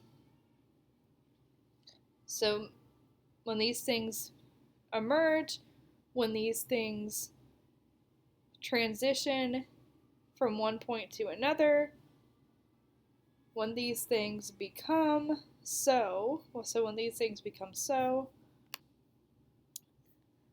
then you'll lift up your heads.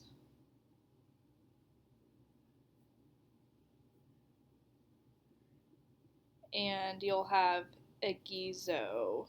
So 1448. Then your redemption will have drawn near. So first you have to have other things coming to pass.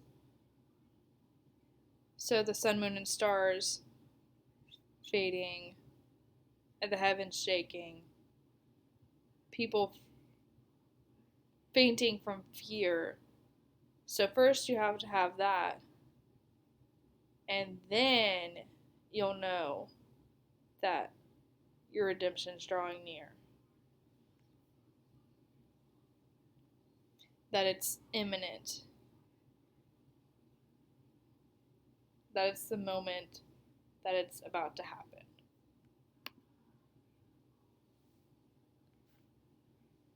So let's get back off of that. So I just wanted to share those really quick. And let's talk a little bit more about these Venus archetypes. So, and how they relate to parthenogenesis. So I talked before in another video about parthenogenesis and how it's a form of asexual reproduction in which the egg develops into a new individual without fertilization from a second parent. So notice that part. It's when you don't have to have the instruction. So esoterically, a Venus figure likes this idea because it means they can reproduce without instruction, or in other words, they can have a rebirth without receiving Yahusha's instruction, if that makes sense. And it's actually fairly common in certain types of animals, the physical parthenogenesis. For instance, honeybees and ants can produce male drones from their unfertilized eggs. And yeah, so that's interesting. But check this out. Once you know about parthenogenesis, then you can start to see how Venus is associated with bees, and how also St. Nicholas, strangely enough, one of his symbols in his icons have beehives. Why would that be? Well, I think it's because they are alchemical personifications. I don't think St. Nicholas is real. I think that he is a masculine counterpart of Venus. And that these people really believe that they can artificially generate their own beings back. Like, they think that they can bring back in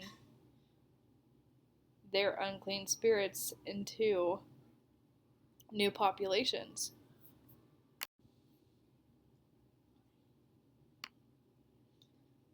And notice how the Venus upward moon crescent, which I've talked about before, the whole reason why it's the shape of an upward crescent moon is because that's the path that Venus makes in its cycle. Also notice on these Black Madonnas, these stars of David, which are not really a Star of David. They're alchemical stars. Notice how in Alchemy itself, the red dragon has this upward facing moon crescent of Venus, and a Venus sun halo, like what's around her head here. And they have a lot of commonalities. So yeah, this is not the true Miriam that had Yahusha. This is like the dark side, like counterfeit. So here's some more alchemical symbols and how that has to do with Baal and Tammuz and Venus and their way of doing rebirth. And I also want to point something else out, how Messiah and anti-Messiah have entirely different conceptions and births if you actually know the feasts and understand how those have nothing to do with the world's holidays. So check this out. Easter is normally like in April, May, so if you just do a rough outline. Easter would be when Anti-Mashiach is conceived, and then you count 40 weeks for the baby or whatever. Then it would come to Christmas, which is when Anti-Messiah would be born at the end of December. But then for actual Messiah Yahusha, it would have been the opposite. He would have been conceived at the darkest time of year, or in December, and then 40 weeks, and he's birthed at Feast of Tabernacles to tabernacle with us. So it's the inverse. And also,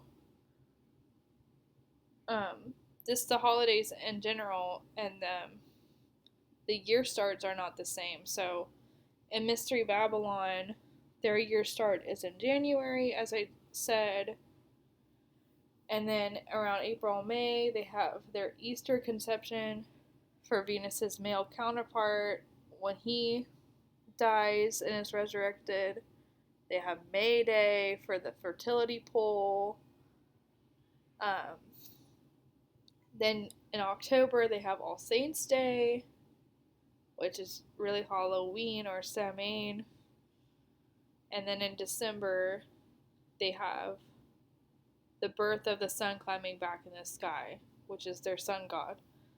But for Yahuwah's feast calendar, it's more like March or April when you have the spring biblical New Year, and then Passover, unleavened bread, first fruits, and then all that. And then a little bit after that, with the counting of the Omer, you have Shavuot.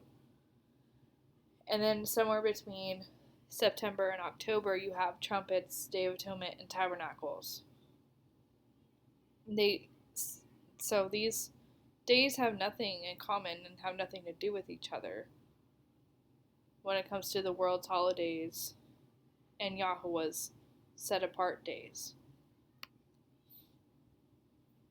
So, if there really is such a thing as a Tartarian reset, the 1800s is the era that lends the most interesting information for it.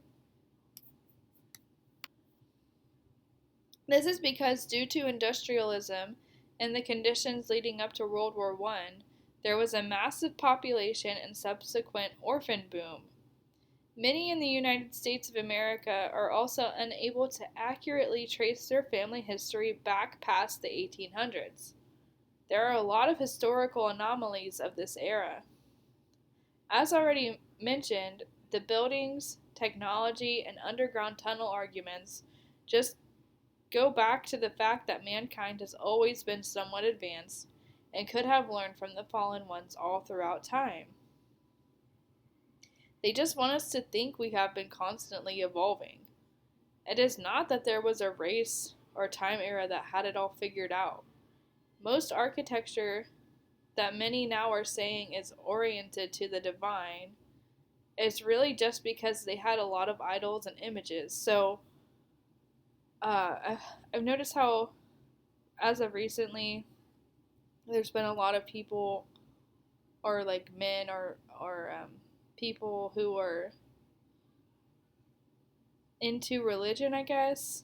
Like someone who I know who's into Catholicism, they were talking about how architecture just used to be more oriented to God and how it was so much more beautiful and how it needs to come back around to that. And how there's actually a lot of people saying that. Like there was even a Tucker Carlson interview where he was saying that. And it's like a trend right now where people are like wanting old architecture to come back. But it's not that it was like actually set apart. It's not that it was anything special. Like sure, it was more artsy and like well crafted, but that doesn't mean that it has anything to do with the Most High. In fact, like a lot of old architecture had like tons of idols and images on it. That doesn't mean that it's oriented to the divine, like they say. But to them, anything that looks like an image or an idol, even if it breaks the second commandment, they somehow think it has to do with God. So, you know. Yeah, so that has nothing to do with the commandments or the millennium. It's just people had more time to make buildings look a certain way. The orphan boom is the most curious time about the 1800s, though. Not that it lends credibility to the millennium having had happened, but that it lends a glimpse into how Mystery Babylon has always been operating. And yes, that very sadly and sickly means that the Ice King Queen Aether archetype has to do with controlling populations by means of moving and exploiting the young, if you understand what that means.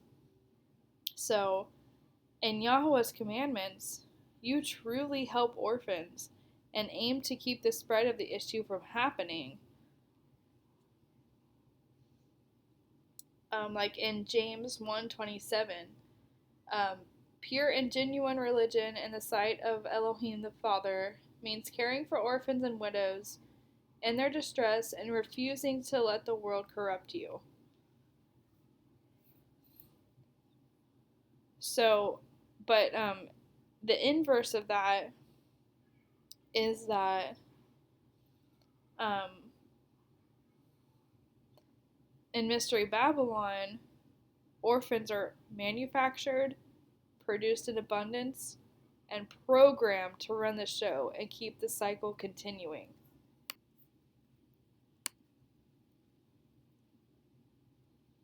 Um, so, for example, orphan trains.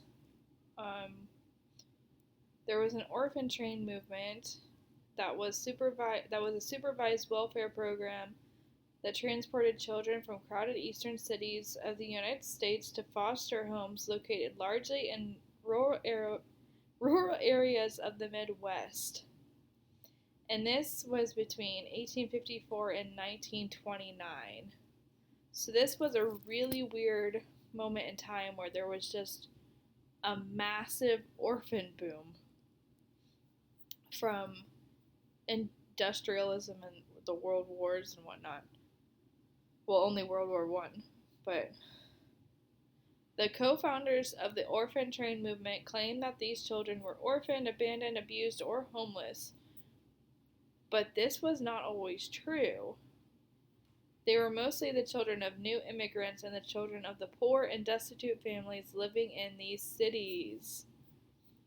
Criticisms of the program included ineffective screening of caretakers, insufficient follow-ups on placements, and that many children were used as strictly slave farm labor. So, of course, like there's no citations on this or anything, like it says citations needed and whatnot, but I can guarantee you that if these orphan trains were real, and that if it had the number of children that they say were being moved, and that if the population boom was real, I can almost guarantee you that those statements are true. Like, who was really regulating what was going on with all of this? How do you really know where these kids went, what happened to them, how they were used afterward, who was following up on where they ended up? I mean, it's wild. And then they started, there were orphanages, but even those back then you could question. Because there were orphanages beginning in the 1700s, but in the early 1800s, the numbers were just so astronomical that it's not like you could have enough buildings. So, what was happening with all these children? Here's some examples in media where we get a creepy look into how these children were viewed and how that has to do with the Venus symbolism. So in the Chronicles of Narnia, the first movie opens with the Blitzkrieg operation. It was Operation Pied Piper in 1940 and 1939, where 3.5 million children were moved in 3 days from Britain cities. The main characters were essentially orphaned and moved to a home with a wardrobe where they encountered an ice queen and a satyr that worked for the ice queen. This satyr, Mr. Tumnus, played a circle ritual on the youngest girl. The idea is that the Ice Queen Venus character caused a time of cold when there was a golden age of Saturn that all the other hybrid creatures miss. But this series gets written off as being Christian. It is far from being about Messiah. Like, you have Operation Pied Piper being shown, and in real life, 3.5 million children were moved in 3 days from that. And then these children were moved to a home where they encounter these basically hybrid creatures and this Snow Queen. And then, there is a scene where a circle ritual is shown with the youngest girl being lulled to sleep by this satyr character, Mr. Tumnus.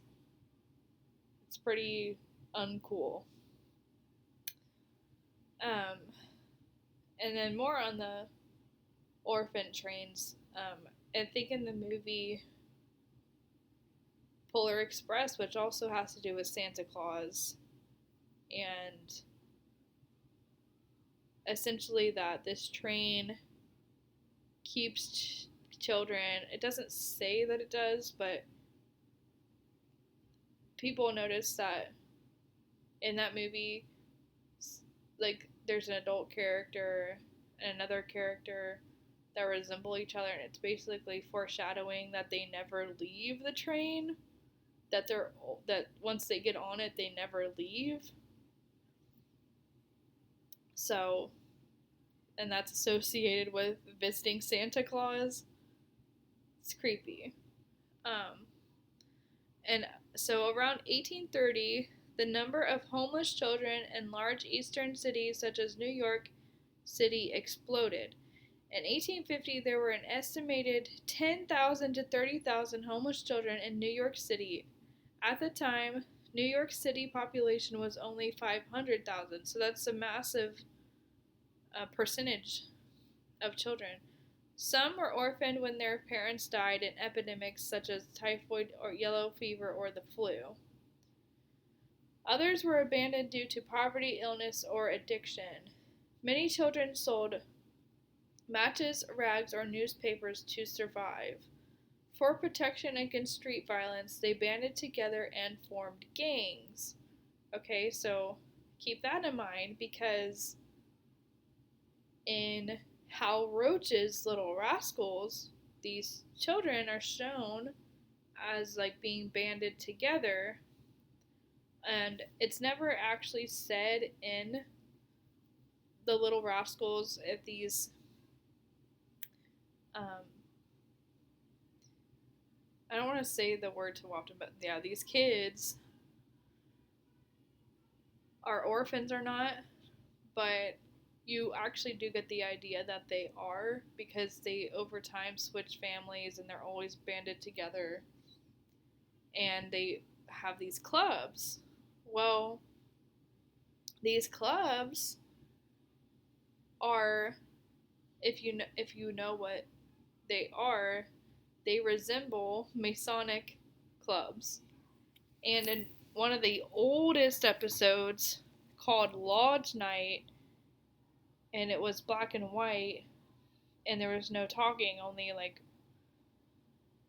words that would come on the screen. There was Masonic initiation, there was one-eye symbolism, and there were orphans being referred to as little rascals. So one odd reference of orphanages being called cabbage patches. So like in one of the episodes, not Lodge Night, but in another one where their people can actually talk. Um, After the silent film time, orphanages were called cabbage patches in one of the episodes. So yeah, it's weird. The silent film era and the preceding Hollywood movies after that featured a lot of orphans and themes of orphans, like Orphan Annie and Shirley Temple and many like that. I think even Marilyn Monroe, she herself was an orphan. So just lots of weird things that have to do with Hollywood and orphans and whatnot. But anyway, this episode of Hal Roach's Little Rascals, the one kid gets a written letter from the others that says, "You are commanded to be..."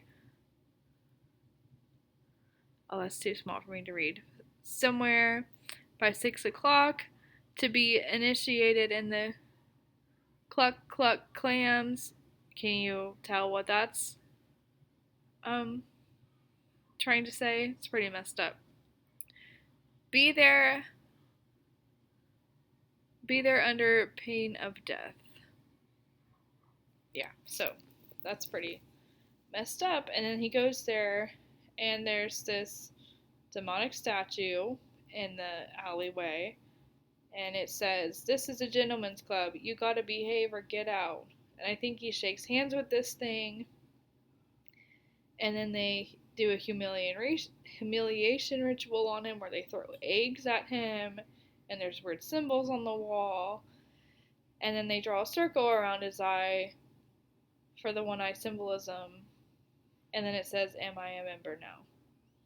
So yeah, lots of weird stuff associated with orphans, and that ties to the Venus archetype, whether it's the male Santa or the female, it doesn't matter.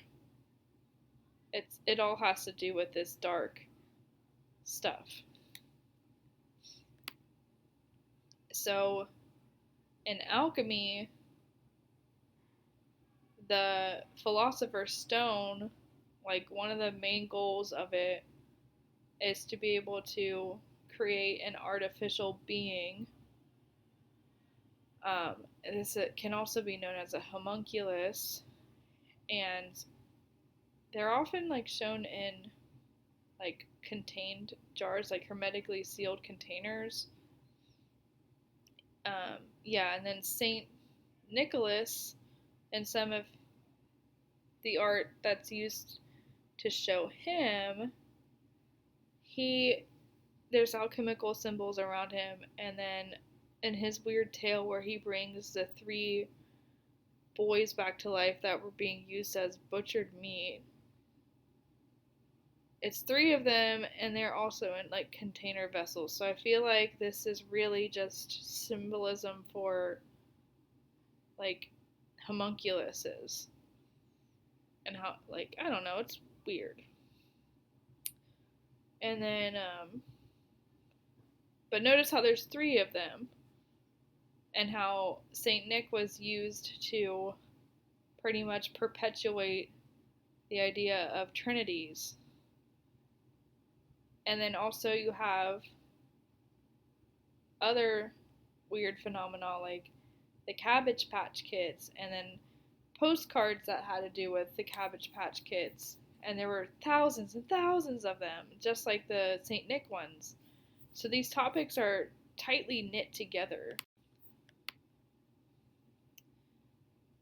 So, like I just said, an example of the end goal of the Philosopher's Stone is the creation of a homunculus or a clone, a transference of consciousness through vessels. Basically, a body that can house an unclean spirit with superhuman powers.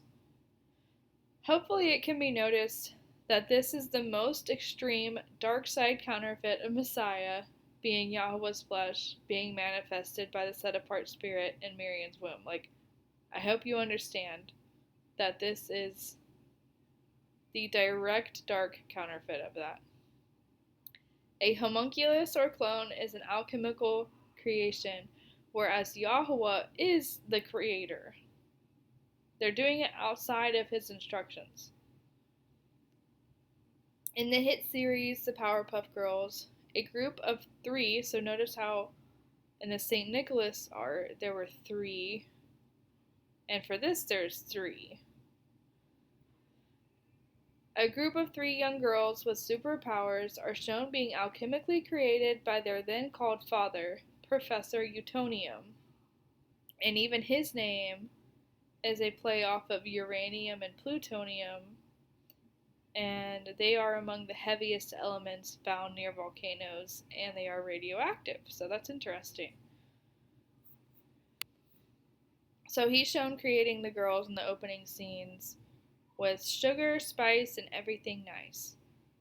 And the sugar represents the fermentation, or like the sugar crystals. Spice is herbs or medicinal purification, because remember those steps that the alchemists use. And then everything nice would be the aether, or that those astral energies, and then chemical X is the black goo DNA womb's essence to make it the dark womb. And in one episode it shows the professor's bookshelf and how he made the girls. It says how I did it, but it's next to a bunch of other books, and it just once again reminded me of like the 7 liberal arts and how they try to say that those are the 7 columns of wisdom, even though they're not. And there's even art of Sophia, or wisdom, pouring into the 7 liberal arts. And then it's also, they're just super, esoteric, I guess that's all I would just say. But the true 7 pillars of wisdom are knowledge, counsel, wisdom, outpouring of Ruach, understanding, might, and reverence. But they make it into like arts and crafts and the sciences. You see how they flip it into something that it's not. So, in season 4, episode 6 of the Powerpuff Girls, an episode called Knock It Off, the girls themselves are cloned and drained of their chemical X. This draining made them appear as though they got a leprosy-like illness, but it was an act of sacrifice or love on behalf of the professor that healed them of their leprosy. This is a direct inversion of Messiah, who took on our leprosy sin nature so that we can be drained of it. So, for them, they were being drained of their chemical X, or their dark substance. And when they got drained of their dark substance, they got leprosy. And then the professor did an act of love that brought it back. But for our Messiah, he takes on our leprosy so that we can have our dark substance removed, so that we can not have it. So that, I don't know, it is the opposite. I'm trying to explain it, but basically, like, they're embracing the dark substance, and we don't want to embrace the dark substance. He took it on so that he can remove it from us. But they got leprosy from theirs getting drained, but we have leprosy because we are born into this world, and we needed that dark substance removed from us so that we don't get leprosy. So, prior to that, in season 4, episode 3, it's called Get Back, Jojo. Mojo Jojo is shown being the one who originally gave the professor the idea to make the girls. Oddly enough, it has the monkey going back in time through a black and white portal to when the professor was a school kid. The professor was making a lab monster and feeding it a red substance, saying that the monster wanted blood. Meanwhile, the teacher brought in a television to put on a tape to tell the kids to never go near the volcano in the middle of their town. This featured a man with boils laughing nervously. Mojo Jojo sees this volcano as the perfect opportunity to get rid of the professor to change the future. But it rather inspires him to make the girls in the future because they also happen to go back in time to save him. The hidden theme is that it takes sacrifice to get the black rock or volcanic black rock chemical X. So yeah, they showed this volcano, they showed a portal. The volcano in the middle of town is next to a sign that says eat pork. That's kind of messed up and against the commandments.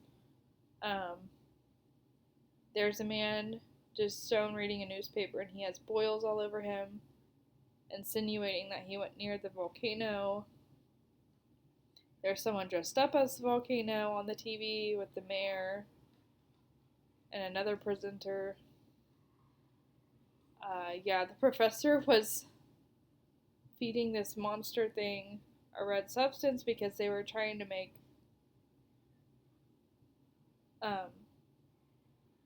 vinegar volcanoes, but he made his into a monster because they were trying to insinuate sacrifice.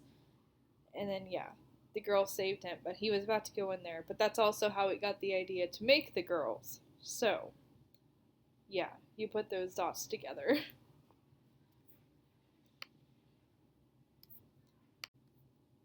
So in Revelation 16, we see that those who embrace the mark of the beast, those who take, those who go ahead and take the mark of the beast that is associated with all these dark things, that's when they get these loathsome and malignant sores. Whereas those who accept Messiah, we've already been removed of all of that. So, because Messiah has a mark of his rest and him saving us, and he actually seals his people before the mark of the beast comes out. So those who are sealed in Messiah won't get these loathsome sores, but those who take the mark of the beast will.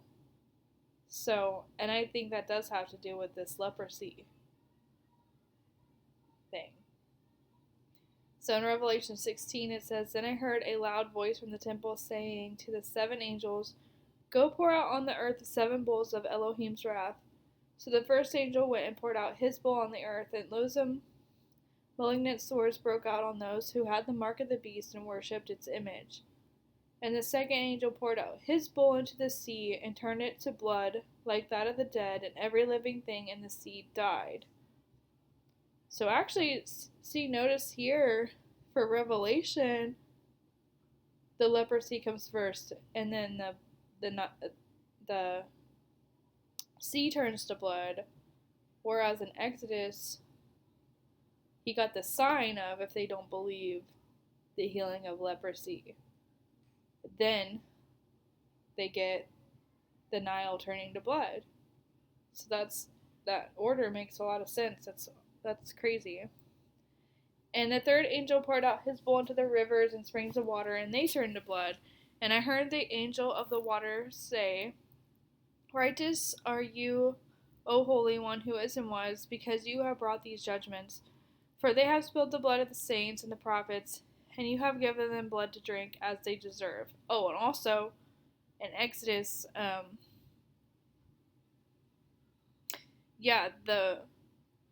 the blood of the Nile was because they were previously killing Israelite babies. So the blood here makes sense if they were killing others who belonged to Elohim. And I heard the altar reply, "Yes, Yahweh Elohim Almighty, true and just are your judgments." Then the fourth angel poured out his bowl and on the sun, and it was given power to scorch the people with fire. And the people were scorched by intense heat, and they cursed the name of Elohim, who had authority over these plagues, yet they did not repent and give him glory. And notice this is when the sun starts to scorch them. So that's interesting if you're trying to keep in order what the luminaries are doing throughout the book of Revelation. Because I think there's a part where, there is a part where it goes dark, but at this point, it's scorching. And the fifth angel poured out his bowl on the throne of the beast, and its kingdom was plunged into darkness. And men began to gnaw their tongues in anguish, and curse the Elohim of heaven for their pains and sores, yet they did not repent of their deeds. So in Exodus 9:10, notice how it says, "And they took ashes of the furnace and stood before Pharaoh, and Moses sprinkled it up toward heaven, and it became a boil breaking forth with blains upon man and upon beast." Or like sores, loathsome sores. And they got this because they were using those ovens to make those bricks that the Israelites had to work with. So it's all basically judgments back onto them. And yeah, if you don't believe Messiah can heal you, then this is what happens. You get smote with the boils breaking forth and the blisters.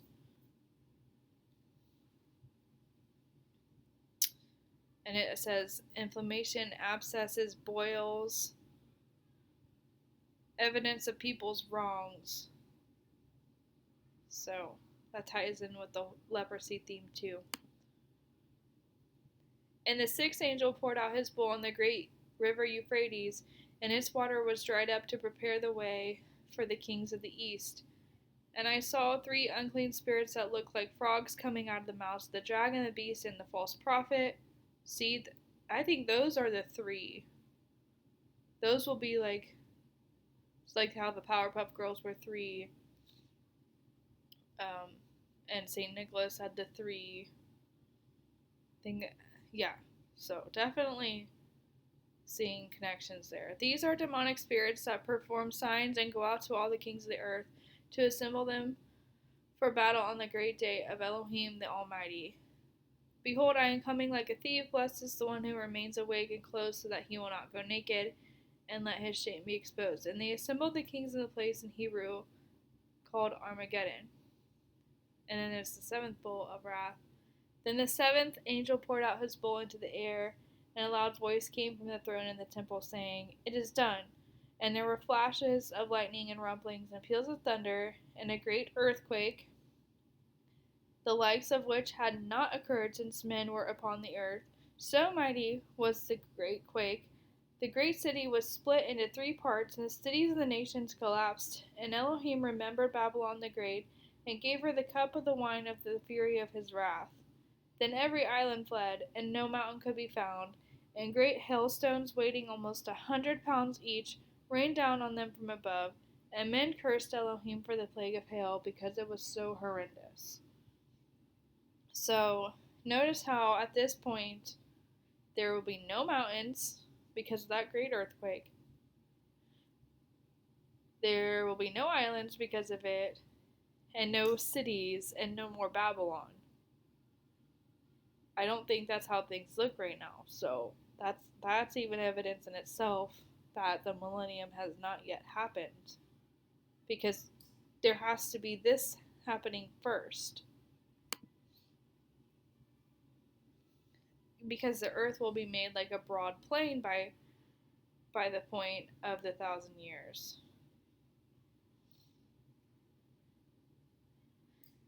So in Revelation 20 it says, Then I saw an angel coming down from heaven, holding in his hand the key to the bottomless pit and a great chain, and he seized the dragon, that ancient serpent, who is the devil and Satan, and bound him for 1,000 years, and threw him into the pit, and shut it and sealed it over him, so that he might not deceive the nations any longer. So this is a time when there will still be nations, but remember, the oppressing rulers were dealt with, and the main bulk of sinners were dealt with until the 1,000 years are ended. After that, he must be released for a little while. Then I saw thrones, and seated on them were those to whom the authority to judge was committed. Also I saw the souls of those who had been beheaded for the testimony of Yahusha and for the word of Elohim, and those who had not worshipped the beast or its image and not received its mark on their foreheads or their hands. So I don't think the mark has happened yet, so therefore I don't think this resurrection of those who get beheaded for not taking it has happened yet. They came to life and reigned with Messiah for 1,000 years. The rest of the dead did not come to life until the 1,000 years were ended. This is the first resurrection. Blessed and holy is the one who shares in the first resurrection. Over such the second death has no power, but they will be priests of Elohim and of Messiah, and they will reign with him for 1,000 years. And when the 1,000 years are ended, Satan will be released from his prison and will come out to deceive the nations that are at the four corners of the earth, Gog and Magog, to gather them for battle. Their number is like the sand of the sea. So Armageddon is before Messiah comes to resurrect the saints, those who are in him. And then Gog and Magog is when they come to attack the camp of the saints. And by then, the earth is already a broad plain. The mountains were already removed, the islands were already removed, cities were already removed. So it would have to be a completely different scenario than what we're living in right now. So they surrounded the camp of the saints in the beloved city, but fire came down from heaven and consumed them, and the devil who had deceived them was thrown into the lake of fire and sulfur, where the beast and the false prophet were, and they will be tormented day and night forever and ever. Okay, and then this is the final, like how in First Enoch timeline goes. Then I saw a great white throne, and him who was seated on it. From his presence earth and sky fled away, and no place was found for them. And I saw the dead, great and small, standing before the throne. The books were opened. Then another book was opened, which is the book of life, and the dead were judged by what was written in the books, according to what they had done. And the sea gave up the dead who were in it. Death and Hades gave up the dead who were in them, and they were judged, each one of them according to what they had done. Then death and Hades were thrown into the lake of fire. That is the second death, which, if you're in the part of the first resurrection, you don't take part in this. The lake of fire. And if anyone's name was not found written in the book of life, he was thrown into the lake of fire. So, the nations will be allowed to be deceived once more, even though they got to participate in the 1,000 years with the camp of the saints, basically because, they still have to have the opportunity to be tested by the adversary to prove whether or not they even stand for the commandments. Do they actually have it written in their hearts? Or were they just doing it because it was all there and set up? Because ultimately Yahweh wants it written on our hearts. So they get the chance. They actually get the longer chance than anybody else. But if it's not ultimately written on their hearts, even when they're in the thick of it, when it's actually happening, then the adversary will test them. Like, he'll see if it really is or not. Just like every other person who's existed has been tested. Um, so that's all I have to say for this one. We're getting down to the nitty gritty. I have I think a few more videos lined up, and then this series will be over. But in the meantime, thank you for viewing Choose Your Crown Part 17, Leprosy, Leaven, and the Reign of Heaven, as we have continued on this supernatural journey through creation, out of the garden, and into eternity. I'll catch you in the next one.